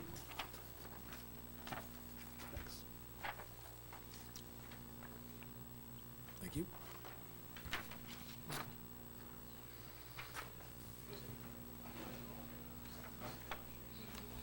Okay, you know the drill, name and address and. John Banzel, Night, very good. 51 Woodhaven Street, the chairman of Old Colony Regional Vocational Technical High School. The reason we're coming to you this evening, my superintendent would have liked to have been here. However, he had a sick wife at home, and I figured it was more important to him to attend to that than to come here for this brief John, hold on presentation. a sec, please. Could we keep it down in the hall, please? You mind shutting that door, sir? Thank you. Maybe that'll give them the hint. All right, now, go ahead. As you're all aware, Old Colony is a district that serves the residents of the town of Carver, including our students, and we have about 80-something students currently in the school. Recently, Old Colony has been the award winner of the Markham Award. The Markham Award is an award for academic and athletic achievement combined. It's mostly athletic achievement. However, there are some academic components with it for a school district to win. This is a prestigious award in the area of athletics and academics. And with that, generally, I don't know the comprehensive sides award equivalent. I apologize for that. I should have. Mr. Polanski does, but unfortunately, like I said, they would normally post signs in towns, on the town, equivalent to winning a championship or such as that. Coming before the board this evening to request permission to put signs at the town entrances. The sign cost would be bared 100% or the sign itself would be bared by the Old Colony Vocational, as we've put them up so far in Rochester and Lakeville. Tonight I'm coming to you for this, and we were also pending for Mattapoisett and Cushnet as well, the other district schools. So we would give the signs to the DPW to place at the entrances of the town for the period of the time the award goes for the school year. How many entrances are you talking about? Because you go look at the map, there's a slew of them. Just the main ones. Oh, Route 58? Yes. Okay. Yeah, it wouldn't be every single entrance, because, yeah, that would get, even in Rochester, I think our hometown, we only have 3 throughout the whole town, and there are several entrances in Rochester. We particularly focused on North Ave, because that's where our school is, so. I'm thinking France Street, Rocky Gutter, South Meadow, Wenham Road. It would just be the main entrances to the town. We think that for the kids to see that their award is there on their hometown would be a special event for them, just as much as if they were, attended school here in Carver Middle High School. Mr. Clark. How big is the sign? It's not much. Actually, it's not much bigger than this. I mean, that's going to be hard to see from a passing car. I mean, I wouldn't object if you wanted to make it 2 or 3 times this size. I mean, There's a certain standard. sometimes I almost drive off a road trying to see what a sign is saying. So Transportation standard that you're going to put signs at a certain thing for these type of road signs. And you'll see it's the same type sign. I would max out whatever that standard is. I know that when I come into Rochester to go to the school, it's very noticeable. And the color on this is a little bit more stronger, that purple, that's Old Colony than what the printer came out. So it stands out pretty well, and you can read it I really just want well. to make sure you're getting the credit for this distinction. So if you make it as large as the highway department allows you to do About the so. same size as the speed limit sign. Okay. Yes. I'm sorry, are you asking to put one in the center of town too? if the board would be so gracious to allow that, we would not object to that. We'll leave it to your choice, but I think we're all. It's a fantastic idea. Okay. Do we need to vote on this to approve this, or? Yes. So is this a permanent sign, John? It would be for at least the year. The Markham Award's good for a year. It would be reissued to another school, another vocational school at the beginning of next year. Why can't you win it 2 years in a row? You can. Think positive here. And as a matter of fact, our athletic director has been named the athletic director of the year for the whole state. Oh, cool. Wow. Out of all of them. That's not vocational, that's of all of Massachusetts schools. There'll be a celebration for him on the Cape in March, and Please it's actually all about that athletic director, so it's Please pretty. pass on to him great. our congratulations. Yeah, I will. For a job well done. That's great recognition. I'd like to make a motion that we authorize them to put signs throughout town at their discretion and for location. Second. And that, just please pass on our congratulations to everyone. Absolutely. Will do. Thank Actually, you. we're going to approve the signage, but being put up by the DPW. They're not going to be putting up Okay, yes, signs. yeah, through the appropriate means, yes. That was in. Second. Okay, motion made and seconded. Any further discussion? Hearing none. All those in favor, please signify by saying aye. Aye. Those that are opposed. Thank you very much. Thank you, I- John. One other thing, I'd also like to ask, I've been saying this for years, that Old Colony is a hidden gem. And ever since we got our own high school, I don't, because we used to have a lot more kids going to Old Colony before we got our own high school. Because naturally, you want to go to the high school in the town that you live in. I think it would be worthwhile to get it on the agenda at some point if you could come in and do a presentation for exactly what is available at Old Colony, because I'm not, as I talk to residents in town, I'm not sure everybody knows what this is such a hidden gem, and it shouldn't be. I think that's a wonderful idea. That I would think that's a that would be wonderful idea. right up Mr. Polanski's alley. I'll make sure that he will. Sign him up for it. Yes, I'll make sure that as the chairman discretion. 45 minutes all right? 'Cause great. I just want to make sure we give them. I think it's well worthwhile, because this is really, it's a. Only if we make sure that Mr. Clark doesn't get to say anything. All right. At the chairman's Can we discretion. have one big talker at a time? No, we the would- superintendent's great. Yeah. He's fabulous. He's really transformed the school, I think, helped an awful lot. Yeah, we would be absolutely. Yeah, if you could just ask them enamored to reach out come. to the selectman's office to get a date, we'd love Yes. that. That's it. Congratulations. Thank you for everything you Thank folks you. are doing. Congratulations, thank Thank you you. very much. Moving on to the town administrator update. And first, I'm going to yield my time to Mr. Robertson.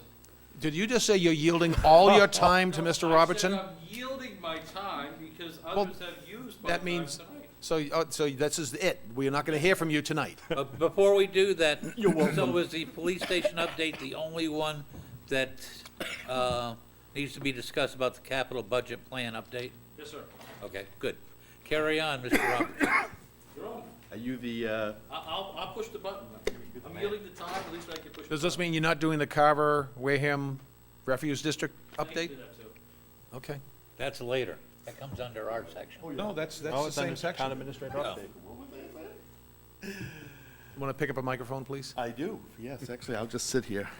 And as Elizabeth Taylor would say, I just had to get Elizabeth that in there. Taylor? Be careful what road Let the you're- show go on. What road you're going down What there. would Elizabeth Taylor say? I'm It's just just- curious. No. Just a beautiful story.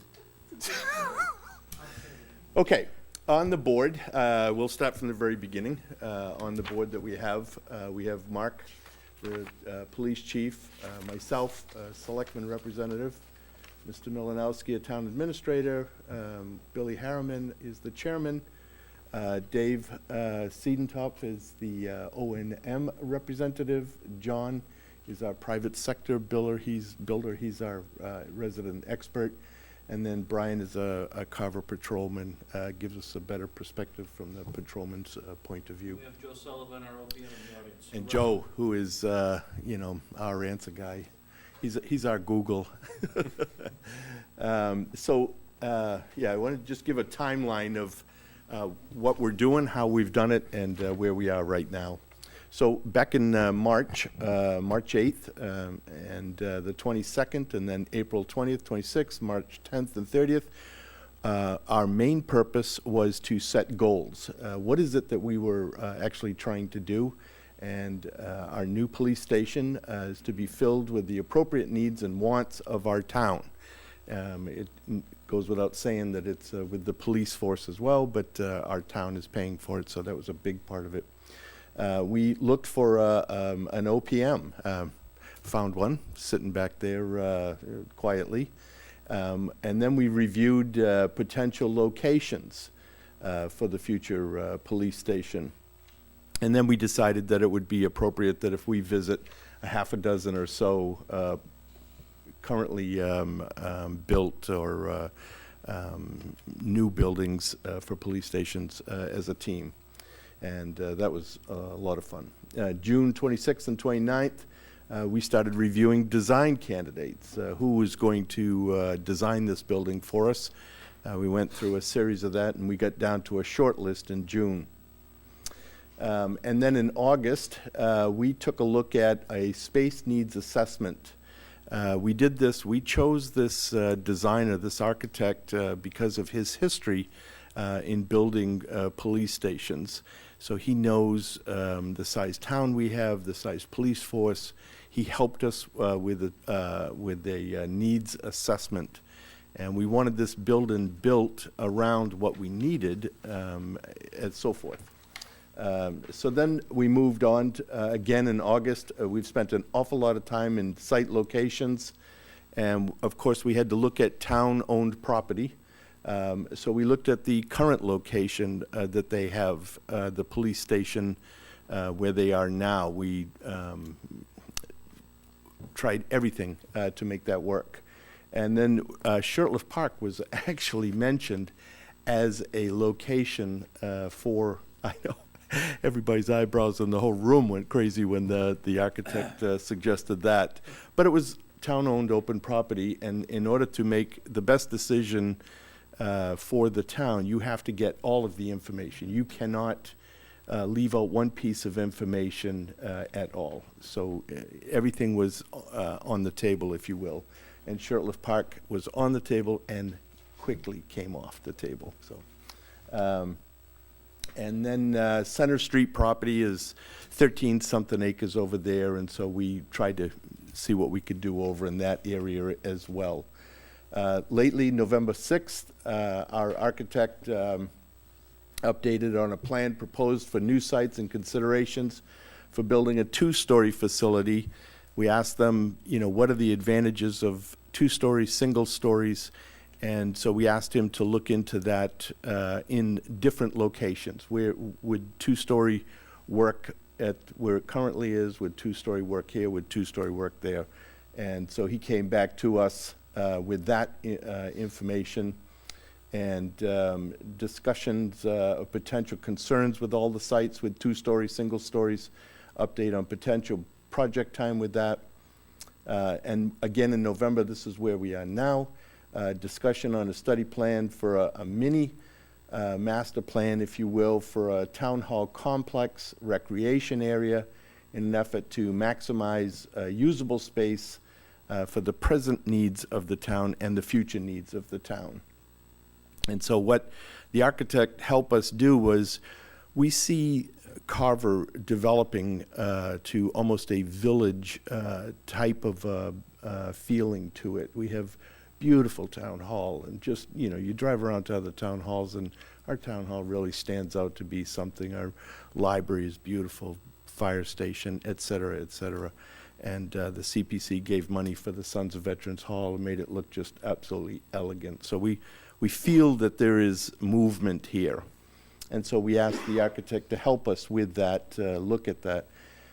We looked at the impact to the town hall complex and recreation area if the police station was torn down, or if we put a second floor in there or first floor. We asked for help on every single site that was proposed to us. We asked what impact it was going to have on the town, on the traffic, on everything. It's a very in-depth project. Oh, jumped ahead here.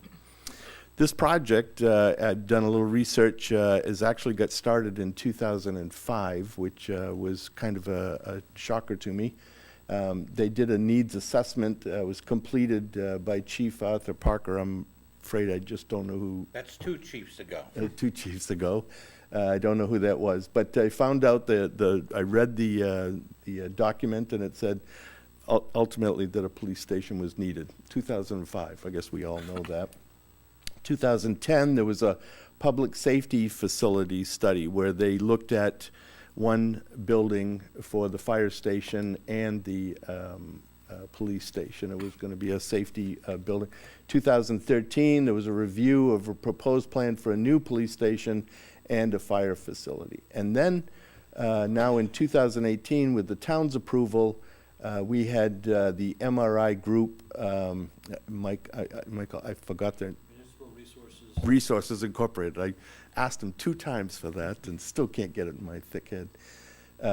They did an overview of the police department for us. They came in and they looked at every aspect. They looked at the head count, they looked at the needs assessment, they looked at the building and where we organized right, et cetera. Then we had a community stakeholder meeting. There was 45 people at the fire station, and for public input, they wanted to hear from the town, from the stakeholders of this town, what it is we needed or expected. And so that was done in October. And what they found in their report, the first line in their report, if you remember, it said, the existing police headquarters is a failed police facility, which we all agree to. So where we are, oh, good. We chose an OPM. He just stepped out to answer a call. We chose an architect, and by the way, this architect was well above the other ones that presented us. He was very professional and really on the ball with new technology, which is. Their specialty is police station. And his, yeah, as I said earlier. So newly constructed police station site visits, we went to a half a dozen or so, Cushnet, Marion. Those are fun trips, and a lot of questions asked. Saw some very good things, and we saw some very bad things. So we're very happy that we went on those visits. We did a space needs inside of the police department. We asked the police department what it is they needed. Yeah, we got it from the architect, but you know, the architect is going to draw what he knows, but our police department, our police chief is trying to get our police department to the future. He's trying to develop a different mindset and a different goal orientation. So we asked him to help with that, and he completed that. So the architect, the police department did it, and it appears single floor and dual floor evaluation. It looks like single floor is the cheapest way to go and fits all of everybody's needs and all of the assessments. So it will be a single floor building. And then a site evaluation criteria. So we started looking at sites where it could possibly be. There are 14 things that, criteria points that we look at to see, is it going to fit there? Is it a viable product? We're spending a lot of money, so we want to make sure that it hits every single point. And we went each one of these. The interesting part was I think we spent a lot of time on visibility, neighborhood impact, because of the word village kept coming back. We have a beautiful downtown, and we'd like to continue to grow it. We got a good opportunity here, and we really want to make sure it goes quite well. So those are the 4 sets. Currently, discussing on a study plan for the town hall complex in an effort to maximize any space that's available for what we have now and what we will have in the future. We have a limited amount of space, and so we want to just make sure that it's used efficiently. And then what we have found that the preferred area is on the far side of the library, given constraints, of course, of all other locations. There was actually a location down on 58, I don't think I put it up on there, near the river where we throw the wreath. There was some wetland concerns, but there is town-owned property up there, I guess, that was. There's a lot of wetlands concerns. That may have come up in conversation. But anyways, I'm sorry, I you did forget that part, so when I saw this, I wanted to make sure. So preferred area is on the other side of the library, as I said. We're currently working through the details. There's some things that need to be worked out and mitigate any impact to anything that might be an issue.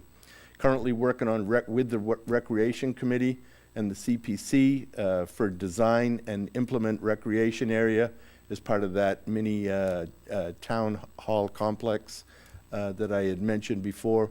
Our next step is we are going to have a planned public forum, the Police Station Advisory Board, on December 3rd at 5:30. And then This room. in this room.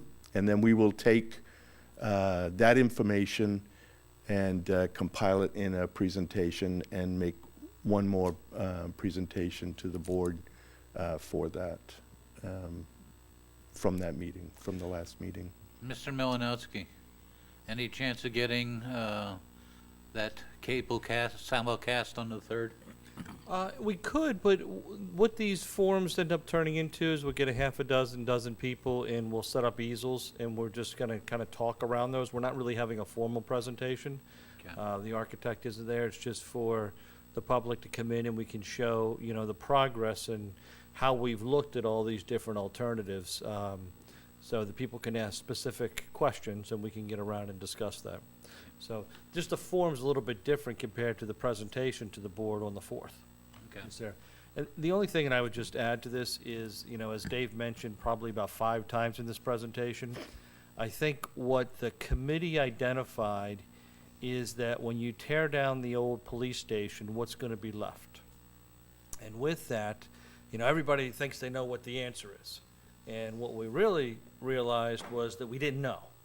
And that's why this mini master plan for the town hall complex and recreation area came out as the main thing that needed to be done to balance this whole complex. And with that, we did a change order with the architect so that he could come back and do a 60,000-foot view on that. And that includes the setback of the buildings, the traffic flow of the buildings, eliminate curb cuts along 58. We have too many right now.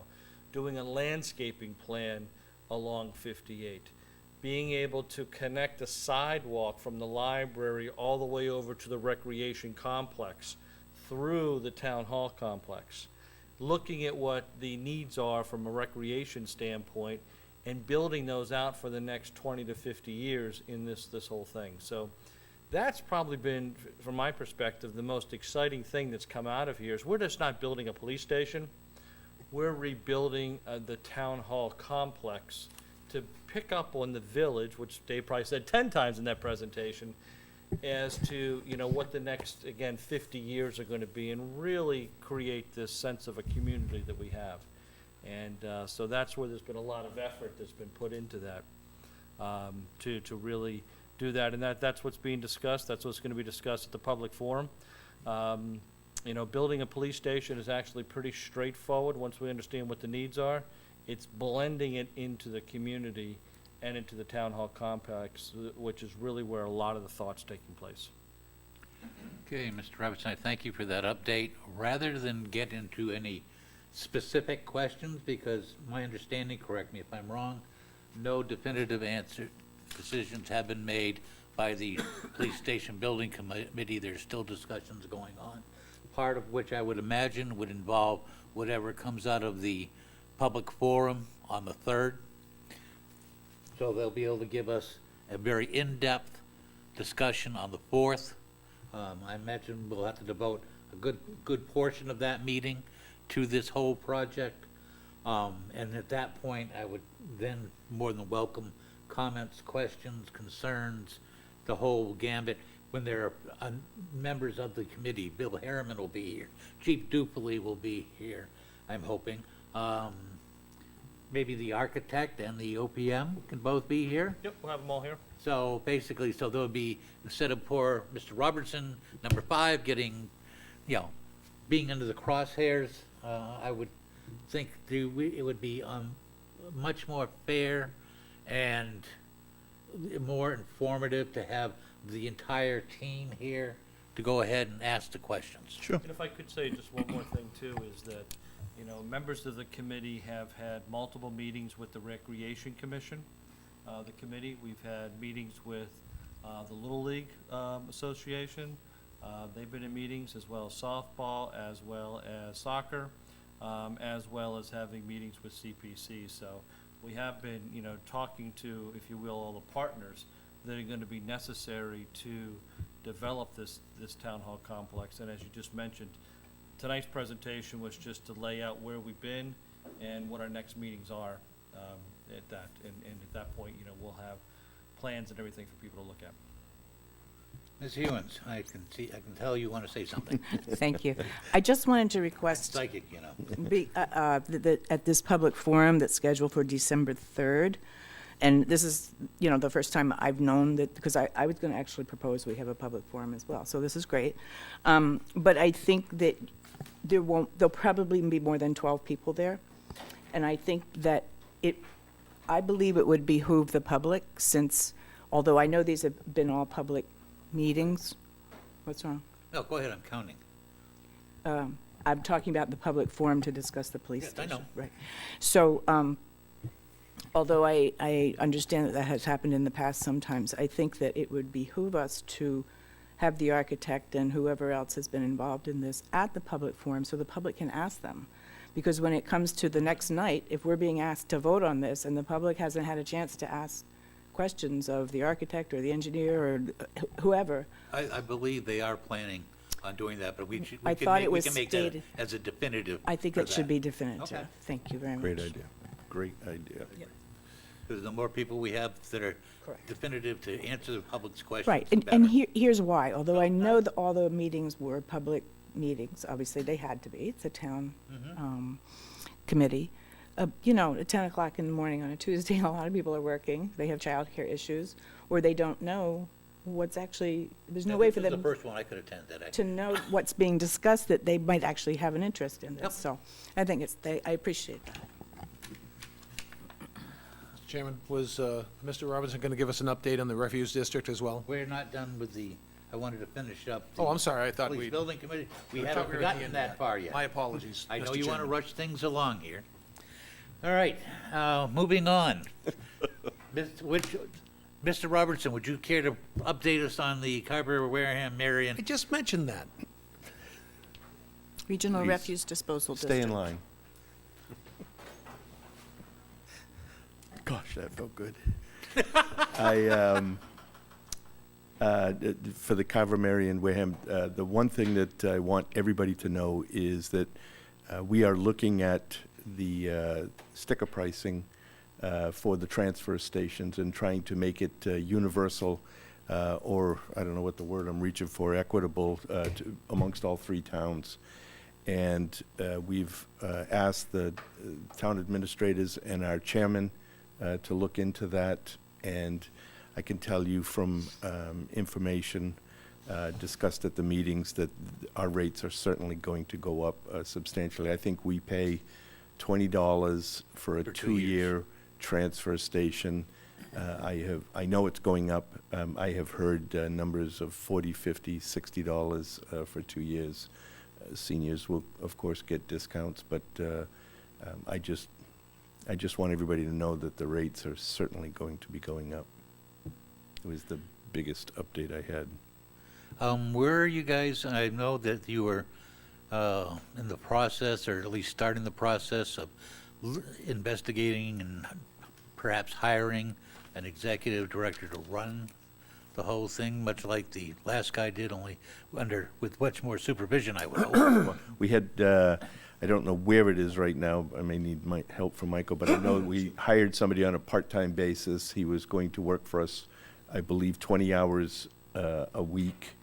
It's a salaried position, and he has assured us there will be additional hours, as all salary people put in extra hours. So He's hired for 20, his salary is equal to 20 hours, but we expect more out of him. But I don't know when he starts, Michael. He'll start in December. December. December. I was going to say, somebody in a microphone give the date, December. All right, any other questions for Mr. Robertson on that? Hearing none. Thank you very much, Mr. Town Administrator, for your update. Clark, that's how you yield time to others? Moving on to Board of Selectmen update. Mr. Robertson, you're on a roll. We're going to start with you first. I have absolutely nothing. I did see a message from a very close friend of mine who's in the military saying that not everybody gets to stay home for Thanksgiving. So, maybe your thoughts and prayers towards our armed service people during this time. It's a tough time to be away from home, as we both know. Right, exactly. Bouncing back and forth, Mr. Clark. A couple of things. We got word this week that the senior tax relief bill that was approved at town meeting last year has finally met with the state's legislature's approval. And this was a bill that was intended to allow, the intent was for seniors that want to live in their homes to get a tax break on their property taxes if they met certain qualifying standards. And so that has been approved.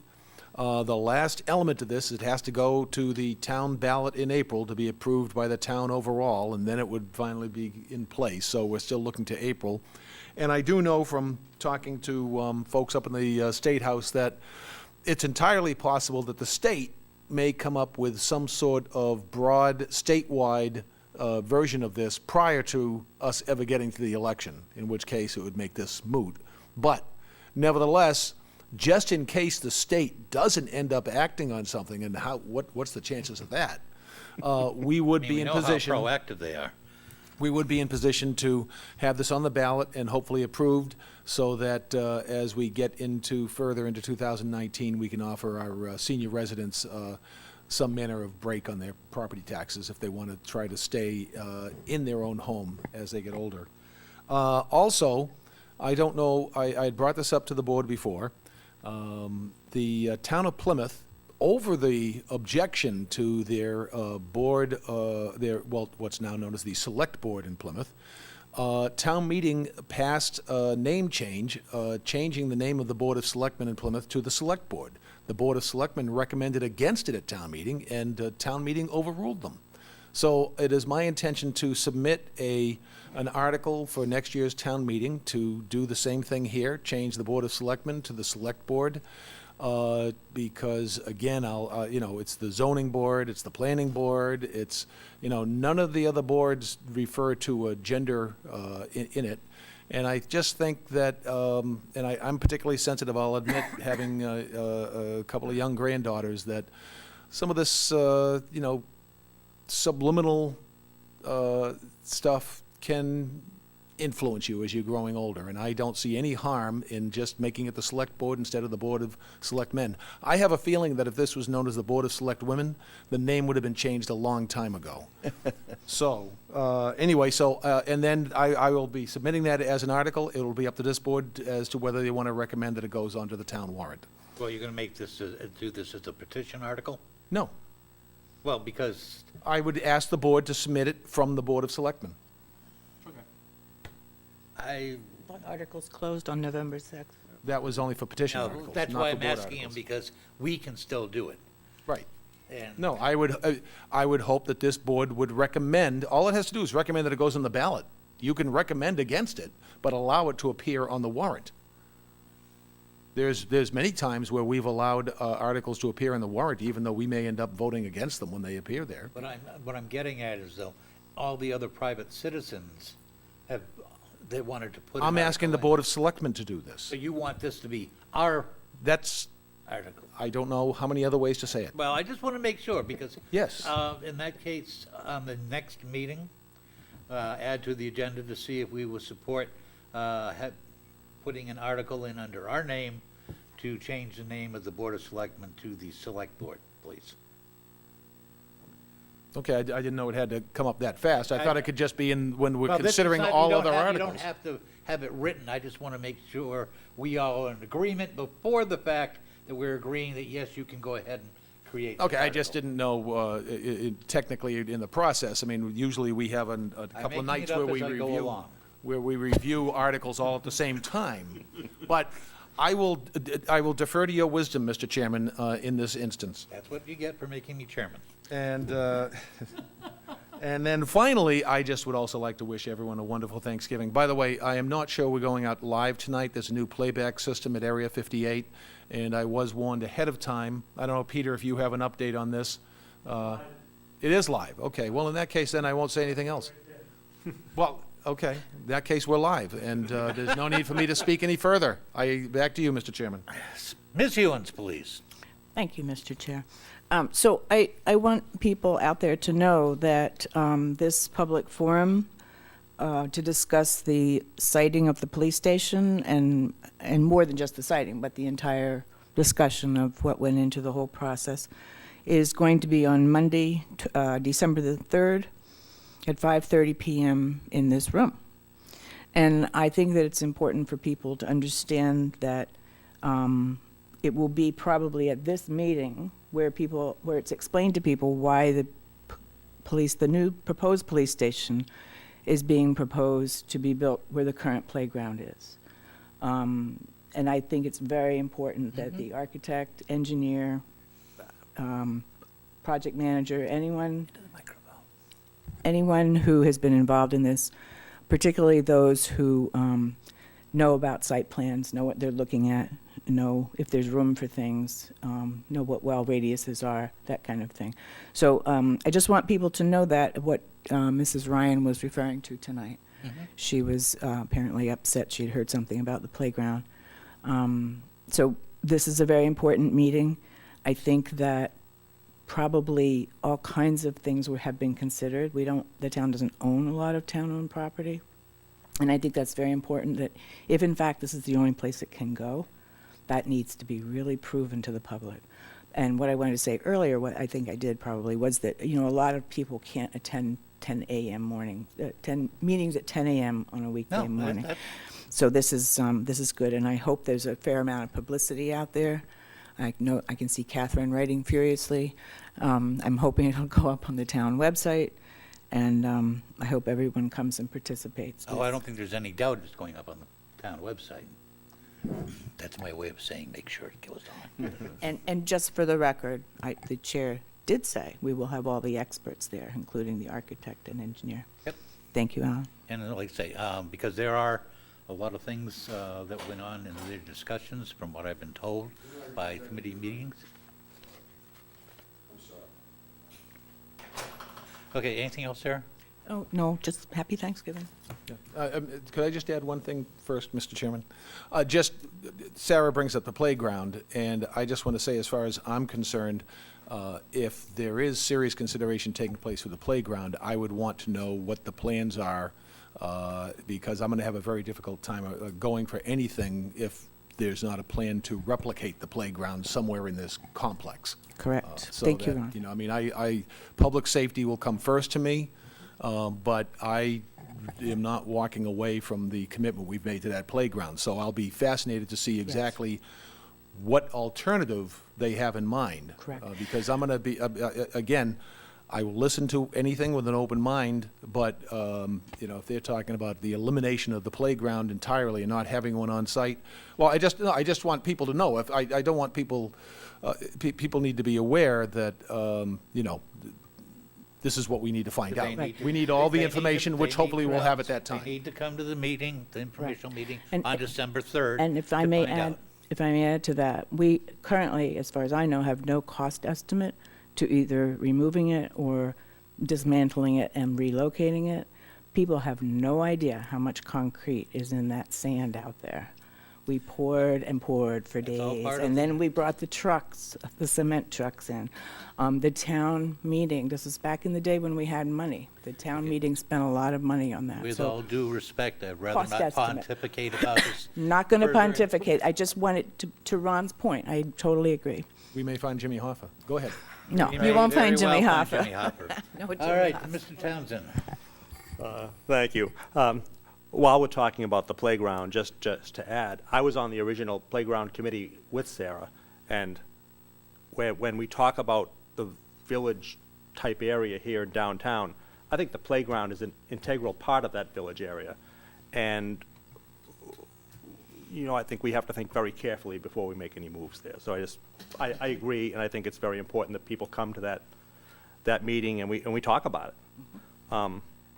And just as far, a couple of things, this Saturday, November 24th, the Shane Gives Thanks Food Pantry is going to hold its second annual Community Christmas event at Carver High School from 10 to 3. They're going to have a festival of trees, vendors, and crafts, so I'd like to invite everybody to stop by and take part in that. What And, time? That's Saturday, What time, Mark? 10 to 3. Okay, you said that. 10 to 3 on the 24th. And other than that, I want to wish everybody in the community a happy Thanksgiving.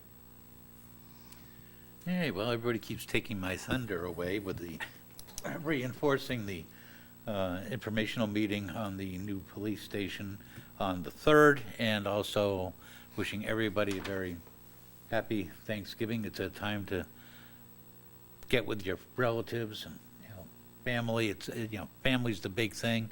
And as Dave said, he and I have both experienced being in the military quite a number of years each. There are times when the military just can't get home to mom and dad and brother and sister, so please think of them. And along with Shane Gives Thanks, besides their event on Saturday, they are always in need of donations, especially this time of year. I do believe the police station went ahead and made a donation of turkeys and Thanksgiving baskets I think they gave out.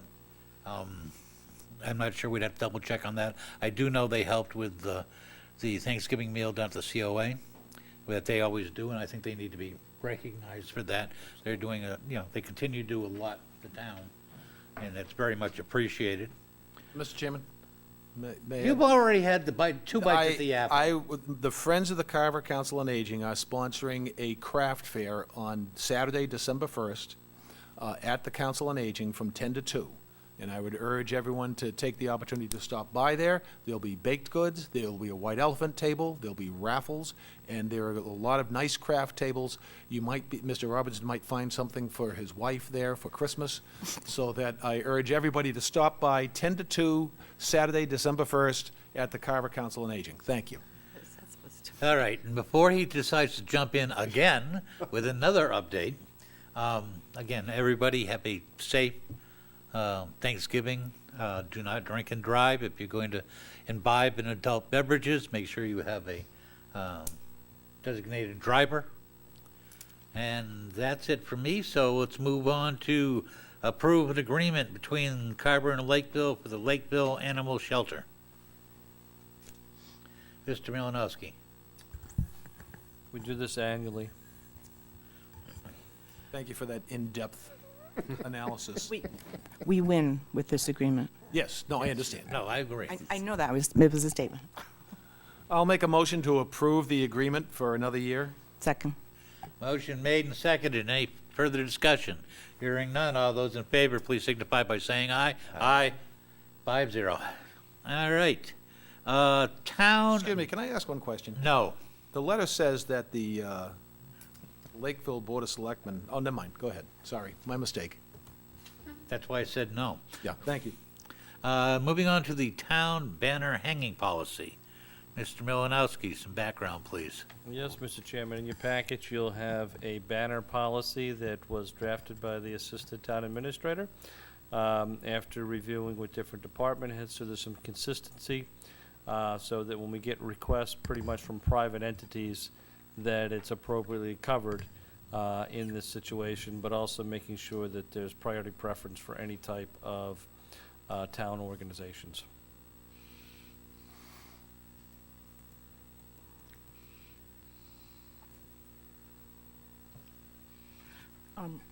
May I, Mr. Chair? Go ahead, I'm just reading here. So, so the first point in this policy says that only town departments or town-sponsored entities may have a banner hung. But then it says only one banner may be hung across Main Street if it is not a town department. Well, it might be a town-sponsored entity.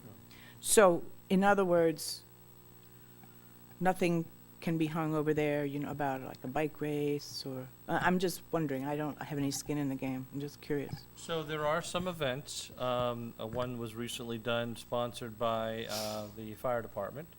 That was a road race. And, you know, that's technically not a town event, but it was sponsored by a town department. So that fell within these categories. What would be a town-sponsored entity? And what about Old Home Day, does that? Old Home Day would be a town-sponsored event because we put money into it. Okay.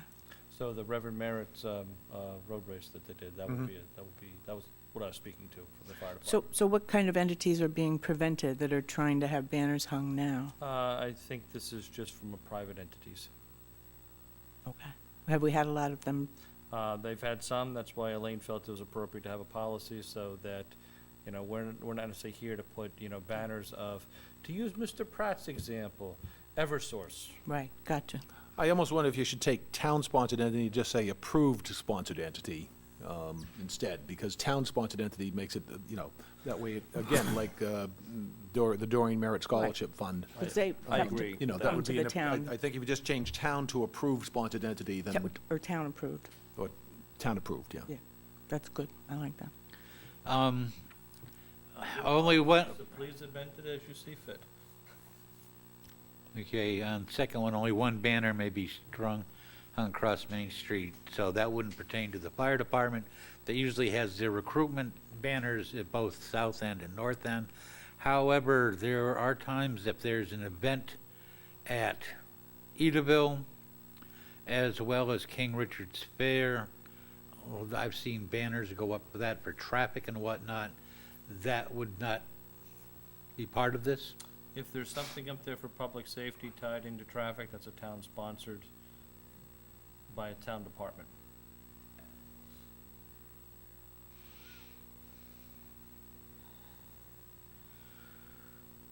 And On again, the with last- any on type the of last policy, one? We can, you know, if we find some issues with it over the year, we can come back and amend it if that's what the board determines to do. Well, I think to that point, because the town doesn't sponsor Edaville or King Richard's Fair, but we might approve them to have a banner.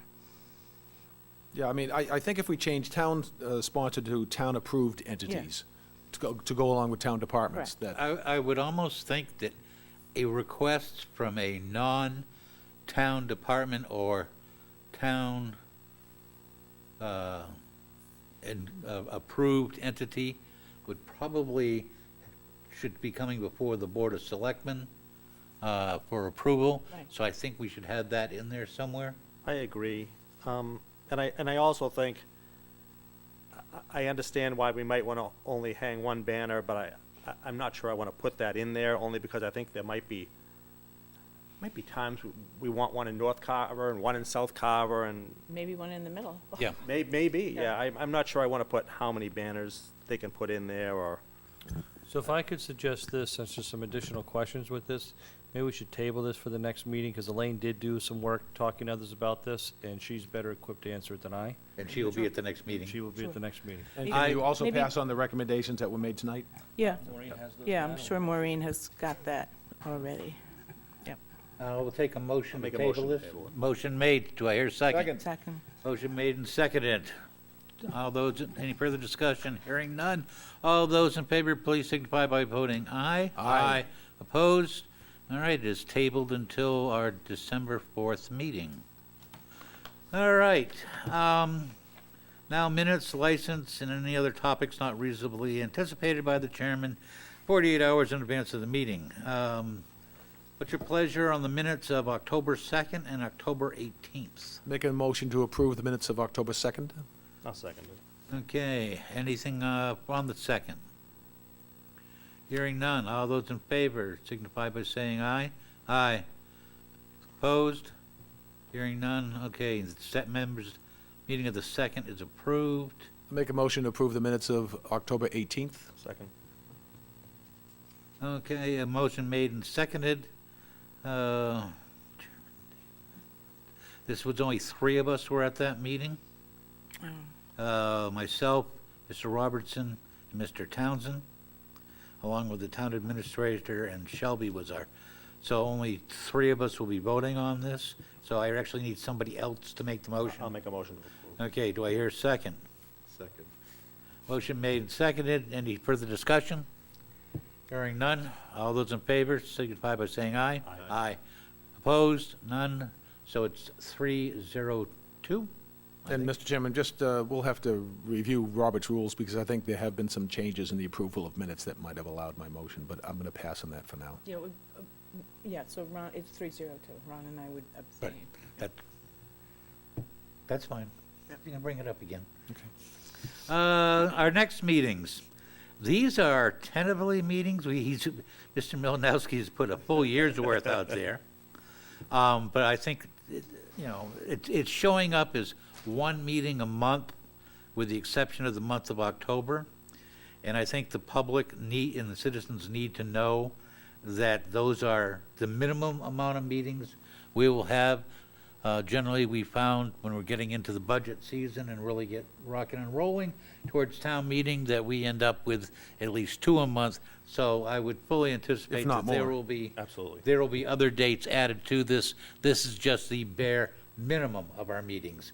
So I don't want people to go out and say, they're only gonna meet once a month for a whole year. That's not the case. All right, do we have a need to go in executive session? Please tell me no. Motion to adjourn? Motion made, seconded, any discussion, hearing none. All those in favor, please signify by saying aye. Aye, those opposed, no. Meeting adjourned. Thank you very much.